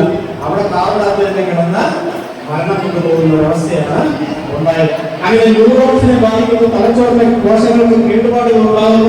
ഇത് കാരണമുണ്ട് ഓർമ്മക്കുറവ്, ശ്രദ്ധയില്ലായ്മ, മൊത്തത്തിലാക്കാത്ത അബോധാവസ്ഥ, ബാലൻസ് കിട്ടല്, വിറയല് തുടങ്ങിയ ലക്ഷണങ്ങളെല്ലാം കാണിക്കുന്നു. മറ്റത് കണ്ണിനെ ബാധിക്കുന്നു. വളരെ ഡീറ്റെയിൽ ആയിട്ട് നമ്മൾ കണ്ടു അല്ലെ? വായയെ ബാധിക്കുന്നു. മദ്യവും മയക്കുമരുന്നുമല്ല, വായ ബാധിക്കും. മദ്യപിക്കുന്നത് വാളാണല്ലോ അല്ലെ? മദ്യം എന്ന് പറയുന്നത് ആസിഡ് പോലത്തെ ഒരു സാധനം. ആസിഡ് അതുകൊണ്ടാണ് അവർ ഡൈലൂട്ട് ചെയ്ത് വെള്ളമൊക്കെ ഒഴിച്ച് മിക്സ് ചെയ്തൊക്കെ കഴിക്കുന്നത്. എത്രമാത്രം വെള്ളം ഒഴിച്ചാലും ഇതിന്റെ ആസിഡ് കണ്ടന്റ് അതിനകത്തുണ്ടാവും. ഇതിങ്ങനെ മുതലാണ് ആമാശയം വരെ എരിഞ്ഞായിരിക്കും അകത്തോട്ട് ഇറങ്ങുന്നത്. നല്ല മദ്യപാനിയാണ്. നമ്മുടെ വീട്ടിൽ വരികയാണ്, ഒരു കട്ടിയുള്ള ഒരു കഷ്ണം കേക്ക് നിങ്ങൾ കൊണ്ടുപോയി അയാൾ പറയും എന്റെ പൊന്നു കുഞ്ഞെ എനിക്ക് എന്തെങ്കിലും ജ്യൂസോ ചായയോ തന്നാൽ മതിയാണ്. എന്താണ് കട്ടിയുള്ളത് കഴിച്ചു കഴിഞ്ഞാൽ മുതൽ ആമാശയം വരെ ദൃഢമായിട്ടിരിക്കുകയാണ് അയാളുടെ. ഈ കട്ടിയുള്ളത് കൊണ്ടിട്ട് അവിടെ എന്താ രക്തസ്രാവം ഉണ്ടായിട്ട് വേദന ഉണ്ടാകും അയാൾക്ക്. അതുകൊണ്ട് ഇയാൾക്ക് കട്ടിയുള്ളതൊന്നും കഴിക്കാൻ പറ്റത്തില്ല. ആ കട്ടി ആഹാരം ഉപയോഗിച്ചിട്ട് അവർ ജലാഹാരത്തിലേക്ക് പോകും. അല്പം കൂടെ കഴിഞ്ഞ് കഴിയുമ്പോഴത്തേക്കും ജലാഹാരം കൂടി ഉപയോഗിച്ചിട്ട് വായു ആഹാരത്തിലേക്ക് പോകും. പിന്നെയോ നമ്മൾ വായുവിലേക്ക് ലയിപ്പിച്ചു വിടും, ആ ഒരവസ്ഥയിലേക്ക് ചെല്ലും. അങ്ങനെ വായയെ ബാധിക്കുന്നു, ഹൃദയത്തിനെ ബാധിക്കുന്നു. മദ്യപിക്കുമ്പോൾ മദ്യം നേരെ ചെല്ലുന്നത് ആദ്യം ചെല്ലുന്ന ഹൃദയത്തിലേക്കാണ് ചെല്ലുന്നത്. ഹൃദയമാണ് പമ്പ് ചെയ്ത് എല്ലാ ജീവകോശങ്ങളിലേക്കും എത്തിക്കുന്നത്. മദ്യപിക്കുമ്പോൾ മദ്യം നേരെ ആമാശയത്തിലേക്ക് ചെല്ലുന്നു. ആമാശയത്തിൽ നിന്ന് ചുരുങ്ങ രണ്ടാളുകളിൽ പറ്റി പിടിച്ച് എല്ലാ ജീവകോശങ്ങളിലും എത്തിച്ചേരുന്നു. അതിലൊരു ഭാഗം ഹൃദയത്തിൽ വരുന്നു. ഹൃദയത്തിന്റെ ഉള്ളിലുള്ള പേശികളാണ് ഈ കാണുന്നത്. ഈ പേശികളുടെ സങ്കോച വികാസം കാരണമാണ് ഹൃദയം പമ്പ് ചെയ്ത് ബ്ലഡിനെ പമ്പ് ചെയ്ത് വിടുന്നത്. ഈ പേശികൾക്ക് കേടുപാടുകൾ സംഭവിക്കുന്നു. പിന്നെ രക്തത്തിനെ പമ്പ് ചെയ്യാൻ പറ്റുമോ? ഹൃദയത്തിന് നല്ല മദ്യപാനിയാണ്, ജോയിൻസിന് വേദനയാണ്, കുടികാലിന് വേദനയാണെന്നൊക്കെ പറയും. കാരണം എന്താണ്? രക്തത്തിനെ പമ്പ് ചെയ്ത് വിടാനുള്ള ശേഷി ഹൃദയത്തിന്റെ നഷ്ടമായിരിക്കുന്നു. അങ്ങനെ ഹൃദയത്തിനെ ബാധിക്കുന്നു, ശ്വാസകോശങ്ങളെ ബാധിക്കുന്നു, കരളിനെ ബാധിക്കുന്നു. ഞാൻ ആദ്യമേ പറഞ്ഞായിരുന്നു, ശരീരത്തിലെ ഏറ്റവും വലിയ ഗ്രന്ഥിയാണ് കരള്. കരളിൽ ഏതാണ്ട് 500 ഡ്യൂട്ടി ചെയ്തു വെക്കാറുണ്ട്. അതിലൊന്നാണ് വിഷത്തിനെ വിഘടിപ്പിക്കുക എന്ന് പറയുന്നത്. അപ്പൊ നമ്മൾ നേരത്തെ ഒരു വീഡിയോയിൽ ഉണ്ടായിരുന്നു, ശരീരത്തിൽ എന്ത് അന്യവസ്ഥ കടന്നുകൂടിയാലും ശരീരം അതിനെ പ്രതിരോധിക്കും, കൊഴുപ്പുണ്ടാകും. ഇങ്ങനെ കൊഴുപ്പുണ്ടാവുകയും കൊഴുപ്പ് കരളെ അടിഞ്ഞു ചെയ്യുകയും ചെയ്യുന്ന ആദ്യത്തെ കരളിന്റെ രോഗാവസ്ഥയാണ് ഫാറ്റി ലിവർ, അല്ലെങ്കിൽ കരളിൽ കൊഴുപ്പ് എന്ന് പറയുന്ന രോഗാവസ്ഥ. കരളിൽ കൊഴുപ്പ് പിടിച്ച് ഇങ്ങനെ കരളിന് ചുറ്റും കൊഴുപ്പ് പിടിച്ചു. രണ്ടാമതായിട്ട് കരള് വീക്കം പിടിക്കും, തടിച്ചു വീർത്ത് വീക്കം പിടിക്കും. ഇതാണ് കരളിന്റെ രണ്ടാമത്തെ രോഗാവസ്ഥ, ഹെപ്പറ്റൈറ്റിസ് എന്ന് പറയും, കരൾ വീക്കം എന്ന് പറയും. മൂന്നാമതായിട്ട് കരൾ പ്രവർത്തനരഹിതമായി കട്ടിയുള്ളതായിട്ട് മാറും. ഈ അവസ്ഥയ്ക്ക് പറയുന്ന പേരാണ് ലിവർ സിറോസിസ്. ലിവർ സിറോസിസ് ബാധിച്ചവരെ കണ്ടിട്ടുണ്ടോ? വയർ മാത്രം വീർത്തിരിക്കും. ഇപ്പൊ പ്രസവിക്കുന്ന പോലെ വയർ മാത്രം, ശരീരം ലീനായിട്ട് മെലിഞ്ഞ് മുഖമെല്ലാം കരുവാളിച്ച് വിണ്ടു കീറി വിളറി ഇങ്ങനെ ഇരിക്കും. എന്താണ് സംഭവിക്കുന്നത്? വയർ വീർക്കാൻ കാരണം എന്താണ്? കരള് കലയിലാണെന്ന് വേണമെങ്കിൽ പറയാം. കരളിൽ നിന്ന് ഇങ്ങനെ ജലം ഇറ്റിട്ട് വീഴും. ഈ ഇറ്റ് വീഴുന്ന വെള്ളം പുറത്തേക്ക് പോകാൻ വഴിയില്ല. ഈശ്വരൻ നമ്മുടെ ശരീരം സൃഷ്ടിച്ചപ്പോഴത്തേക്കും ഈ ഒരു കാര്യം വിട്ടുപോയെന്നാണ് എനിക്ക് തോന്നുന്നത്. ഈ പറയുന്ന വെള്ളം പുറത്തേക്ക് പോകാൻ വഴിയില്ല. അപ്പോൾ ഈ വെള്ളം ഇങ്ങനെ കെട്ടിക്കിടന്ന് ചീഞ്ഞ് വീർത്ത് വയർ മാത്രമേ വീർത്തു വരും. ആശുപത്രി കൊണ്ടുപോയി കഴിഞ്ഞാൽ വയറിന്റെ വലതുവശത്ത്, അതായത് ഈ വായയുടെ താഴെ വശത്തായിട്ട് ഡോക്ടർ ഒരു കൊടയിലേക്ക് ഒരു റോസ് കടത്തിവിട്ട് മോട്ടർ വെച്ച് ഈ വെള്ളമെല്ലാം പമ്പ് ചെയ്ത് പുറത്തേക്ക് വരും. 3-4 ദിവസം കഴിയുമ്പോഴത്തേക്കും വീണ്ടും വയറ് വരുമ്പോൾ വീണ്ടും ആശുപത്രിയിൽ പോകണം. ഈ വെള്ളം എടുത്ത് ഡോക്ടർ പുറത്തേക്ക് കളയും. അപ്പൊ എനിക്കൊരു സുഹൃത്തുണ്ടായിരുന്നു ലിവർ സിറോസിസ് ബാധിച്ചത്. അപ്പൊ ഇവന് ലിവർ സിറോസിസ് ബാധിച്ച് ഇങ്ങനെ നീങ്ങിയാണ്. അപ്പൊ ഞങ്ങളുടെ ബാക്കിയുള്ള സുഹൃത്തുക്കളെല്ലാം കൂടെ ചേർന്ന് ഇവനെ മധുര മീനാക്ഷി ഹോസ്പിറ്റലിൽ കൊണ്ടുപോയി. തമിഴ്നാട്ടിൽ മധുര മീനാക്ഷി ഹോസ്പിറ്റൽ. അവിടെ കൊണ്ടുപോയതിനെ ഡോക്ടർ ചോദിച്ചു, ഇവനെ എന്തിനാ ഇങ്ങനെ കൊണ്ടുപോയി സുടുകാട്ടിൽ കൊണ്ടുപോകാനാണ്? ഇവനെ എന്തിനാ ഇങ്ങോട്ട് കൊണ്ടുപോകുന്നത്? സെമിത്തേരി കല്ലറക്കി കൊണ്ടുപോകാനാണ് ഡോക്ടർ പറഞ്ഞത്. അപ്പൊ ഞങ്ങൾ പറഞ്ഞു, ഞാൻ ഇതിലെ എക്സൈസുകാരനാണ്, ഇത് പോലീസുകാരനാണ്, ഇത് റവന്യൂ ഉദ്യോഗസ്ഥരാണ്, ഇത് അഗ്രികൾച്ചർ ഓഫീസറാണ് എന്റെ സുഹൃത്തുക്കള്. ഞങ്ങളെല്ലാം വലിയ കുട്ടികളാണ് ഞങ്ങളുടെ നാട്ടില്. ഞങ്ങളിങ്ങനെ കൊണ്ടുവന്നാണെങ്കിൽ ഞങ്ങളുടെ സുഹൃത്താണെന്നുള്ളത്. ആ നശിച്ച് കുട്ടികളെല്ലാം ഇരിക്കെ ഞാൻ ഇവരെ പരിശോധിക്കട്ടെ പറഞ്ഞു. ഡോക്ടർ തന്നെ രാവിലെ കൊണ്ടുപോയിട്ട് വൈകിട്ടായപ്പോഴത്തേക്ക് കുറെ റിസൾട്ട് നോക്കിയായിട്ട് ഇങ്ങോട്ട് വന്നേച്ച് പറഞ്ഞു, ഇവൻ ഭാഗ്യവാനാണ്, ഇവന്റെ കരളിന്റെ ഒരു പീസിൽ ജീവനുണ്ട്, ഇവൻ രക്ഷപ്പെട്ടു. ഡോക്ടർ പറഞ്ഞാണ് കരളിന് ഒരു പ്രത്യേകതയുണ്ട്, ചെറിയൊരു പീസിൽ ജീവനുണ്ടെങ്കിൽ അത് റീജനറേറ്റ് ചെയ്യും, പുതുതായിട്ട് വീണ്ടും കിളുത്തു വരും. 1-2 ദിവസങ്ങൾ കൊണ്ടോ 1-2 വർഷങ്ങൾ കൊണ്ടൊന്നുമല്ല, 30-40 വർഷങ്ങളൊക്കെ ചിലപ്പോൾ എടുക്കുമായിരിക്കും, കിളുത്തു വരും. ഡോക്ടർ പറഞ്ഞു ഒരു കണ്ടീഷൻ ഉണ്ട്, ഞാൻ തരുന്ന മരുന്ന് അതേപോലെ കഴിക്കണം, ഒരു തുള്ളി മദ്യം മദ്യം പോലും എനിക്ക് കഴിച്ചു പോകാൻ പാടില്ല. അതുകൊണ്ട് ഇവരിങ്ങനെ തൊഴുതുകൊണ്ടിരിക്കാം. മരണം മുമ്പിൽ കണ്ടപ്പോൾ ഇവരിങ്ങനെ തൊഴുതുകൊണ്ടിരിക്കുകയാണ്. ഞാൻ സാർ പറയുന്നത് എന്തും ചെയ്യാം, എല്ലാം എനിക്ക് സമ്മതമാണ്, എന്നെ ഒന്ന് രക്ഷപ്പെടുത്തി തന്നാൽ മതി, എനിക്ക് ജീവിക്കണം, ഈ ഒരൊറ്റ ആഗ്രഹം മാത്രമാണ്. മരണം മുമ്പിൽ വരുമ്പോൾ നമ്മളെല്ലാം ചെയ്യും. കൊറോണ വന്നപ്പോഴാണ് നമ്മുടെ അയൽവാസികൾ ആരാണെന്ന് പോലും നമുക്ക് മനസ്സിലായത്, അല്ലേ? ആ ഒരു കാലം ഉണ്ടായിരുന്നു. അപ്പോൾ ഇനി ജീവിതം എന്താണെന്ന് അറിയാതെ വഴിമുട്ടി നിൽക്കുമ്പോൾ നമുക്ക് എല്ലാം വേണമെന്നൊരു തോന്നലുണ്ടാകും. അപ്പൊ ഇവൻ കൈ തൊഴുതുകൊണ്ടിരിക്കുകയാണ്, എന്നെ എങ്ങനെയെങ്കിലും ഒന്ന് രക്ഷപ്പെടുത്തി തരണം സാറേന്ന്. ശരീരം വന്ന് ഡോക്ടർ അവനെ അഡ്മിറ്റ് ചെയ്തു. ഒരാഴ്ച, ഒരു മാസം അത് അഡ്മിറ്റ് ചെയ്തു. അവന് മരുന്ന് കൊടുത്തു. ഒരു മാസത്തിന് ശേഷം 1 മാസത്തെ മെഡിസിൻ കൊടുത്ത് അവനെ വീട്ടിലേക്ക് പറഞ്ഞു വിട്ടു. വീണ്ടും 1 മാസം കഴിഞ്ഞ് വീണ്ടും അവൻ ആശുപത്രിയിൽ പോയി വീണ്ടും 1 മാസത്തെ മെഡിസിൻ മേടിച്ചു. അങ്ങനെ 3 മാസം കഴിഞ്ഞപ്പോൾ വയറൊക്കെ വറ്റി തുടങ്ങി, മുഖത്തൊക്കെ ഒരു പ്രകാശം വന്നു തുടങ്ങി, ശരീരമൊക്കെ കാണാനായിട്ട് ഒരു ഭംഗിയായി തുടങ്ങി. അങ്ങനെ അവൻ കുമളി എന്ന് പറയുന്ന ടൗണിൽ വന്നേച്ച് തിരിച്ചവന്റെ വീട്ടിലേക്ക് ഒരു ദിവസം വൈകിട്ട് പോകുമ്പോൾ അവിടെ വെളുത്ത ബോർഡിൽ ചുമന്ന അക്ഷരത്തിൽ എഴുതി വെച്ചിരിക്കുകയാണ് DAR, അഡിക്ഷൻ. അഡിക്ഷൻ അഡിക്റ്റായ അവന് അത് കടന്നു പോകാൻ പറ്റിയില്ല. അവൻ നേരെ അകത്തേക്ക് കയറി. ഒരാഴ്ച കഴിയുമ്പോൾ ഞാൻ ഹാഫ് CO എടുക്കേണ്ടി വരും, അര ലീവ് എടുക്കേണ്ടി വരും. എന്തിനാണ്? അവനെ കുടിച്ചിടാൻ പോകാനായിട്ട്. അപ്പോൾ ലിവർ സിറോസിസ് ബാധിച്ചു കഴിഞ്ഞാൽ പിന്നെ ഒരു തള്ളി മദ്യം കഴിച്ചാലും മരണം ഉറപ്പാണ്. അങ്ങനെ കരളിനെ ബാധിക്കുന്നു. തുടർന്ന് മറ്റ് രക്തധമനികളിലേക്ക് അമിതമായ രക്തം വ്യാപിച്ച് അന്നനാളത്തിന്, ആമാശയത്തിലും മലദ്വാരത്തിലും രക്തക്കുഴലുകൾ പൊട്ടി രക്തസ്രാവം ഉണ്ടാകും. ഞാൻ കണ്ടിട്ടുള്ള ഒരു കാഴ്ചയാണ്. ഞങ്ങളുടെ അവിടെ ഒരു ഡോക്ടർ ശ്രീധർ എന്ന് പറഞ്ഞുകൊണ്ട് അത് സെൻട്രൽ ഹോസ്പിറ്റൽ ഉണ്ടായിരുന്നു. ഞാൻ സർവീസിലൊക്കെ ചേർന്നതിന് മുമ്പ് 10-25 വർഷങ്ങൾക്ക് മുമ്പ് ഞാൻ ഒരു ദിവസം ടൗണിൽ നിന്ന് പോകുമ്പോഴത്തേക്കും ഒരാളെ ജീപ്പിൽ കൊണ്ടുവന്ന ആശുപത്രിക്ക് മുമ്പിൽ ഇറങ്ങുന്നു. അയാളെ ഛർദ്ദിക്കുന്നു. ഒരു പീസ് കരളാണ് അയാളുടെ വായിലൂടെ ചാടിപ്പോയത്. അയാളെ ഛർദ്ദിക്കുന്നത് ഞാൻ കണ്ടതാണ്. ചാടിപ്പോയി കട്ടകട്ടയായിട്ട് ചോര ഛർദ്ദിക്കുന്നു. ഞാൻ കണ്ട കാഴ്ചകളാണ്. അങ്ങനെ രക്തസ്രാവം ഉണ്ടാകും. ആമാശയത്തിനെ മദ്യം ബാധിക്കുന്നു. ആമാശയത്തിനെ എങ്ങനെ ബാധിക്കുന്നത് നമുക്ക് നോക്കാം.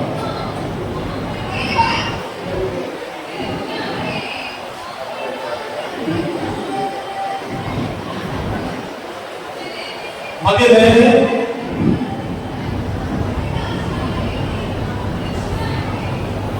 ആമാശയത്തിലേക്ക് ചെല്ലുന്നു. ആമാശയത്തിന്റെ ഉള്ളിലുള്ള ഭിത്തികളാണ് ഈ കാണുന്നത്. ഈ ഭിത്തികളുടെ മുകുളങ്ങളാണ് നാം കഴിക്കുന്ന ആഹാരത്തിനെ അന്നജമാക്കി മാറ്റുന്നത്. ഈ മുകുളങ്ങൾക്ക് കേടുപാടുകൾ സംഭവിക്കുന്നു. ക്യാൻസറും അൾസറും ഒക്കെ ബാധിക്കുന്നു. പിന്നെ നമ്മുടെ ആമാശയത്തിൽ നാം കഴിക്കുന്ന ആഹാരത്തിനെ ദഹിപ്പിക്കാൻ കഴിയുമോ? ദഹിപ്പിക്കാതെ വയറ്റില് ചീഞ്ഞ് വീർത്ത് മാറുന്ന ഒരവസ്ഥയാണ് ഉണ്ടാകുന്നത്. വൃത്തിയെ ബാധിക്കുന്നു, പാങ്ക്രിയാസിനെ ബാധിക്കുന്നു, ഉറക്കം നഷ്ടപ്പെടുത്തുന്നു. അങ്ങനെ മദ്യാസക്തി എന്ന അവസ്ഥയിലേക്ക് ചെല്ലുന്നു. സ്ത്രീകളും ഒക്കെ ഒന്നും പാടില്ല. ഇന്ന് പുരുഷന്മാരും പോലെ തന്നെ സ്ത്രീകൾ മദ്യപിക്കുന്നു, മയക്കുമരുന്ന് ഉപയോഗിക്കുന്നു. നമ്മുടെ സമൂഹത്തിൽ നാം കാണുന്ന കാഴ്ച പൊതുവെ തന്നെ മയക്കുമരുന്നൊക്കെ കടത്താനായിട്ട് പുരുഷന്മാരാണ് പോകുന്നതെങ്കിൽ പുതിയ പുതിയ കേസുകൾ നിങ്ങൾ എടുക്കുന്നതിലൊക്കെ അതിൽ 1-2 പെൺകുട്ടികളുടെ പങ്കുകൾ അതിനകത്തുണ്ട്. ഞാൻ കഴിഞ്ഞ ദിവസം കണ്ട ഒരു കാഴ്ചയാണ്. ഒരു 2 വർഷം കൊറോണ ടൈമിലാണ് ഞങ്ങൾ സെൻട്രൽ കസ്റ്റംസിന്റെ കൂട്ടത്തില് ഒരു റെയ്ഡ് നടത്തി. എറണാകുളത്തൊരു 5 ഹോട്ടലുകളിൽ റെയ്ഡ് നടത്തി. അറ്റ ടൈമിൽ 5 ഹോട്ടലുകളിൽ റെയ്ഡ് നടത്തി. ആ റെയ്ഡ് DJ പാർട്ടി എന്ന് പറയുന്ന ഒരു പാർട്ടിക്കെതിരെയാണ് റെയ്ഡ് നടത്തിയത്. അപ്പൊ ഞങ്ങൾ അവിടെ ചെന്ന് കഴിഞ്ഞപ്പോഴാണ് മനസ്സിലായത് DJ പാർട്ടിയുടെ റെയ്ഡ് നടത്തുകയാണ് എന്നുള്ള കാര്യം. അപ്പൊ ഞാനിതിന് മുമ്പ് DJ പാർട്ടിയുടെ റെയ്ഡൊക്കെ നടത്തിയിട്ടുണ്ട്. അവിടുത്തെ ഞങ്ങളുടെ നാട്ടിലേക്ക് DJ പാർട്ടി എന്ന് പറഞ്ഞ ചെറിയൊരു റൂമിനകത്ത് 5-6 പേര് ഇന്ന് കഞ്ചാവും മയക്കുമരുന്നും ഉപയോഗിച്ചുകൊണ്ടിരിക്കും. പാർട്ടി കൊടുക്കുകയായിട്ട് നമ്മളെ കാണുമ്പോഴത്തേക്ക് ഇറങ്ങി ഓടാൻ ശ്രമിക്കും. നമ്മൾ അവരെല്ലാം അറസ്റ്റ് ചെയ്ത് കേസെടുക്കും. അപ്പൊ ഇതുപോലെ ഒരു അനുഭവത്തിലാണ് ഞാൻ അവിടെ എറണാകുളത്ത് വരുന്നത്. ഞാൻ ചെന്നപ്പോൾ ഇതുപോലെ ഒരു വലിയ ഹാള് ഞങ്ങൾ 5 ടീമായിട്ട് തിരിച്ചു. 5 ടീമായിട്ട് തിരിച്ചു ഓരോ ഹോട്ടലിലേക്ക് അയക്കുകയാണ്. അപ്പൊ ഞാൻ ചെന്നാൽ ഞങ്ങൾ ചെന്ന ടീമിൽ ഇതുപോലെ വലിയൊരു ഹാളാണ്. ഞങ്ങൾ 5 പേരാണ് അങ്ങോട്ട് ചെല്ലുന്നത്. ഞങ്ങളങ്ങനെ ചെന്ന് കഴിഞ്ഞപ്പോഴത്തേക്കും ഒരു ഡോറുകൾ ഇങ്ങനെ 5-6 ഡോർ 2 സൈഡിൽ 5-6 ഡോറുകൾ ചെയ്തുകൊണ്ട് ഒരു ഡോർ തുറന്ന് ഞാൻ അതുകൊണ്ട് ചെന്നപ്പോഴത്തേക്കും പെട്ടെന്ന് ഞാൻ കൊടുത്തു ഏതോ ദ്വയവലവർക്ക് ഞാൻ കൊണ്ടുപോലെയാണ് എനിക്ക് അനുഭവപ്പെട്ടത്. എന്താണ് ഇങ്ങനെ അടികൂടെയെല്ലാം റൂമിൽ മുഴുവൻ പുക കൊണ്ട് നിറഞ്ഞിരിക്കുന്നു. സ്ത്രീകളും പുരുഷന്മാരും വസ്ത്രങ്ങളൊന്നും ഇല്ലാതെ നൃത്തമാടിക്കൊണ്ടിരിക്കുന്നു. ഇങ്ങനെ ഒരു സീനാണ് കാണുന്നത്. അപ്പൊ ഏതോ ദേവലോകത്ത് പ്രത്യക്ഷപ്പെട്ട പോലെയാണ് എനിക്ക് തോന്നിയത്. അപ്പൊ കുറെ പേരൊക്കെ ഇറങ്ങി ഓടി. ഞങ്ങൾ കുറെ പേരൊക്കെ പിടിച്ചു കേസൊക്കെ എഴുതി. എഴുതി കഴിഞ്ഞപ്പോഴത്തേക്കും അവിടെ ചോദ്യം ചെയ്തപ്പോഴത്തേക്കും എനിക്ക് മനസ്സിലായ ഒരു കാര്യമാണ്, അവിടെ ഒരാൾക്ക് എൻട്രി ഫീസ് എന്ന് പറയുന്നത് 2500 രൂപയാണ്. ഒരാൾ പോവുകയാണെങ്കിൽ അവർ എൻട്രി ഫീസ് എന്ന് പറയുന്നത് 2500 രൂപ. 2500 രൂപ കൊടുക്കുന്ന ഒരു കല്യാണി ഒരു ബിയർ കുറെ ഫുഡും കാര്യങ്ങളൊക്കെ തരും. അവനൊരു പെൺകുട്ടിയെ കൊണ്ടുപോവുകയാണെങ്കിൽ അവൾക്ക് ഫ്രീയാണ്. ആൺകുട്ടിക്ക് 2500 രൂപ ഫീസ്, അവനൊരു പെൺകുട്ടിയെ കൊണ്ടുപോവുകയാണെങ്കിൽ അവൾക്ക് ഫ്രീയാണ്. ഈ സാധനങ്ങളെല്ലാം അവൾക്ക് കൊടുക്കും. കഞ്ചാവ്, എൻഗേജ്, ബിയർ, ഭക്ഷണം ഇതെല്ലാം അവൾക്ക് കൊടുക്കും. അപ്പൊ പെൺകുട്ടികളെ നശീകരിക്കാനായിട്ട് പുതിയ പുതിയ പ്രോജക്റ്റുകൾ ഇൻട്രൊഡ്യൂസ് ചെയ്തുകൊണ്ടിരിക്കുകയാണ് ഇന്ന് നമ്മുടെ സമൂഹം എന്ന് പറയുന്നത്. അപ്പോൾ ഇന്ന് പെൺകുട്ടികളും ഈ മയക്കുമരുന്ന് ലോകത്തിലേക്ക് വളരെ വ്യാപകമായി തന്നെ കടന്നു വന്നുകൊണ്ടിരിക്കുകയാണ്. പെൺകുട്ടികളും ഈ പറയുന്ന എല്ലാ രോഗങ്ങളും പെൺകുട്ടികളെയും ബാധിക്കുന്നതാണ്. അതിൽ കൂടാതെ പ്രത്യേകമായിട്ട് സ്ഥല സംബന്ധമായ, ആർത്തവ സംബന്ധമായ, പ്രസവ സംബന്ധമായ ചില രോഗങ്ങളും കൂടി പെൺകുട്ടികളെ ബാധിക്കുന്നു. ഇങ്ങനെ മയക്കുമരുന്നുകൾ, മദ്യവും മയക്കുമരുന്നുകളൊക്കെ ശാരീരികമായി ബാധിക്കുന്നു. മദ്യവും മയക്കുമരുന്നുകളെല്ലാം മാനസികമായി ബാധിക്കുന്നു. നമുക്ക് മനസ്സെന്ന് പറയുന്ന ഒരു സാധനമുണ്ട് അല്ലേ? എന്താണ് മനസ്സ്? മനസ്സെവിടെ നിലകൊള്ളുന്നു? മനസ്സിന്റെ വ്യാപ്തി എന്താണ്? മനസ്സ് എങ്ങനെയാണ് രൂപപ്പെടുന്നത്? ഇത് വലിയൊരു സബ്ജക്റ്റാണ്. നമ്മുടെ മനസ്സ് 0 to 40 സൈക്കിൾസ് പെർ സെക്കൻഡ് ആണ് ഒരു മനുഷ്യ മനസ്സിന്റെ ഫ്രീക്വൻസി ലെവൽ എന്ന് പറയുന്നത്. 0 മുതൽ 40 സൈക്കിൾസ് പെർ സെക്കൻഡ് ഫ്രീക്വൻസി ലെവലിലാണ് മനസ്സ് സ്ഥിതി ചെയ്യുന്നത്. നോർമൽ കണ്ടീഷനിൽ 12 to 14 സൈക്കിൾസ് പെർ സെക്കൻഡ് ആയിരിക്കും ഒരു മനുഷ്യന്റെ മനസ്സെന്ന് പറയുന്നത്. ഇപ്പൊ മനസ്സളക്കാനുള്ള ഒരു എക്യുപ്മെന്റ് ഉണ്ട്. നമ്മുടെയൊക്കെ മനസ്സ് അളന്ന് നോക്കിക്കഴിഞ്ഞാൽ 12 to 14 സൈക്കിൾസ് പെർ സെക്കൻഡ് ആയിരിക്കും നമ്മുടെ എല്ലാം മൈൻഡ് ഫ്രീക്വൻസി ലെവൽ എന്ന് പറയുന്നത്. കാരണം ഒരു സബ്ജക്റ്റിനെ കുറിച്ച് പറഞ്ഞുകൊണ്ടിരിക്കുന്നു, ഇഷ്ടപ്പെട്ടും ഇഷ്ടപ്പെടാതെയും ഉറങ്ങിയും ഉറങ്ങാതെയും എല്ലാം നമ്മളിത് കേട്ടോണ്ടിരിക്കുന്നുണ്ട്.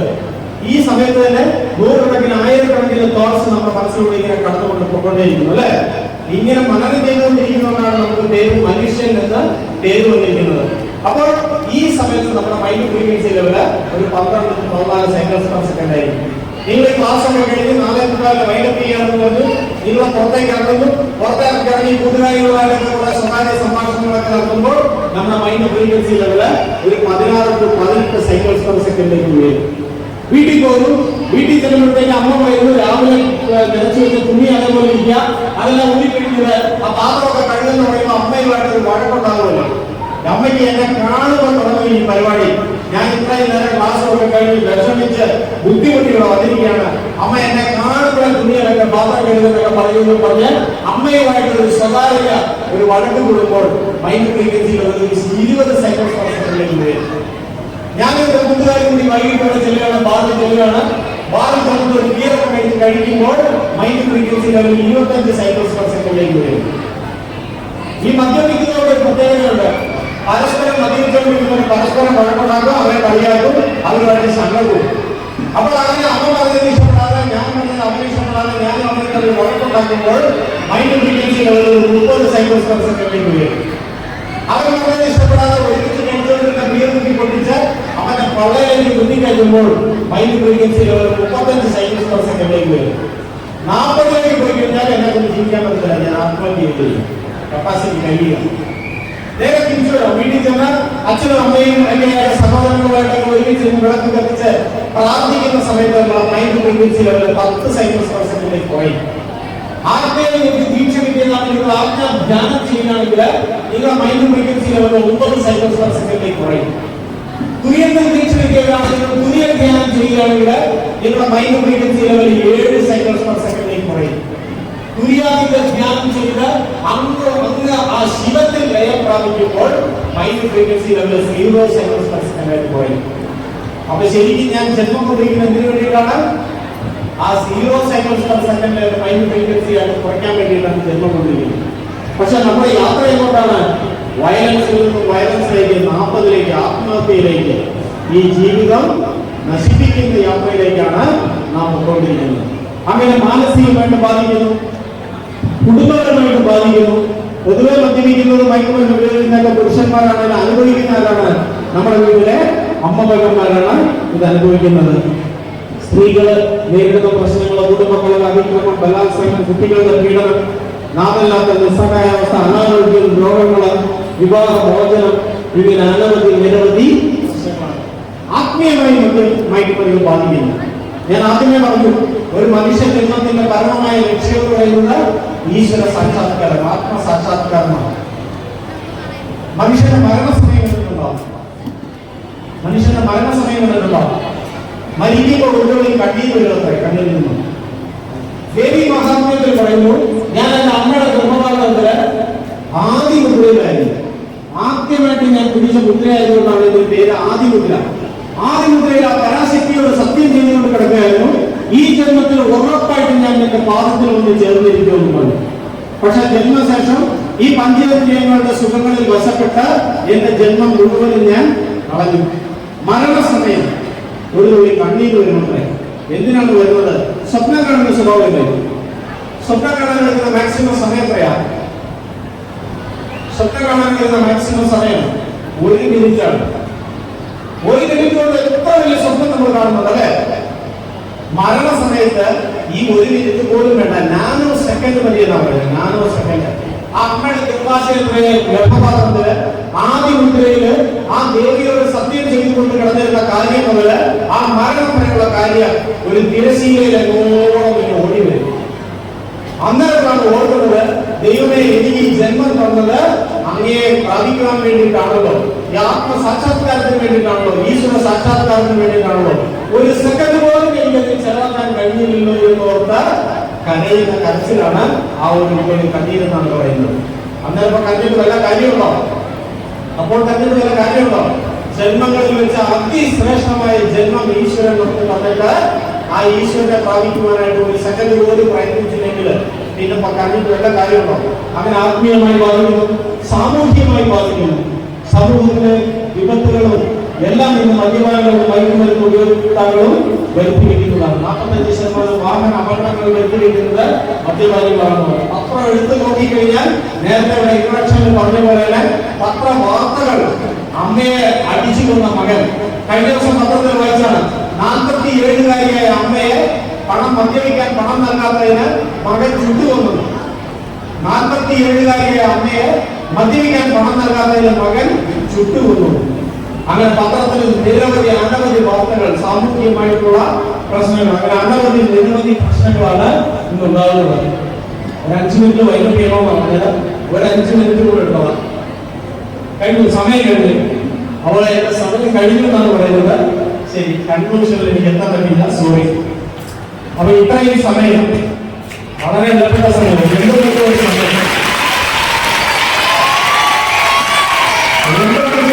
സമയം എന്നെ ശ്രമിച്ചിരുന്ന കൈലാസവാസികളായിരുന്ന ശിവപാർവതി ഈശ്വരന്മാർക്ക് ഈശ്വരന്റെ നാമത്തിൽ നന്ദി പറഞ്ഞുകൊണ്ട് നിർത്തുന്നു.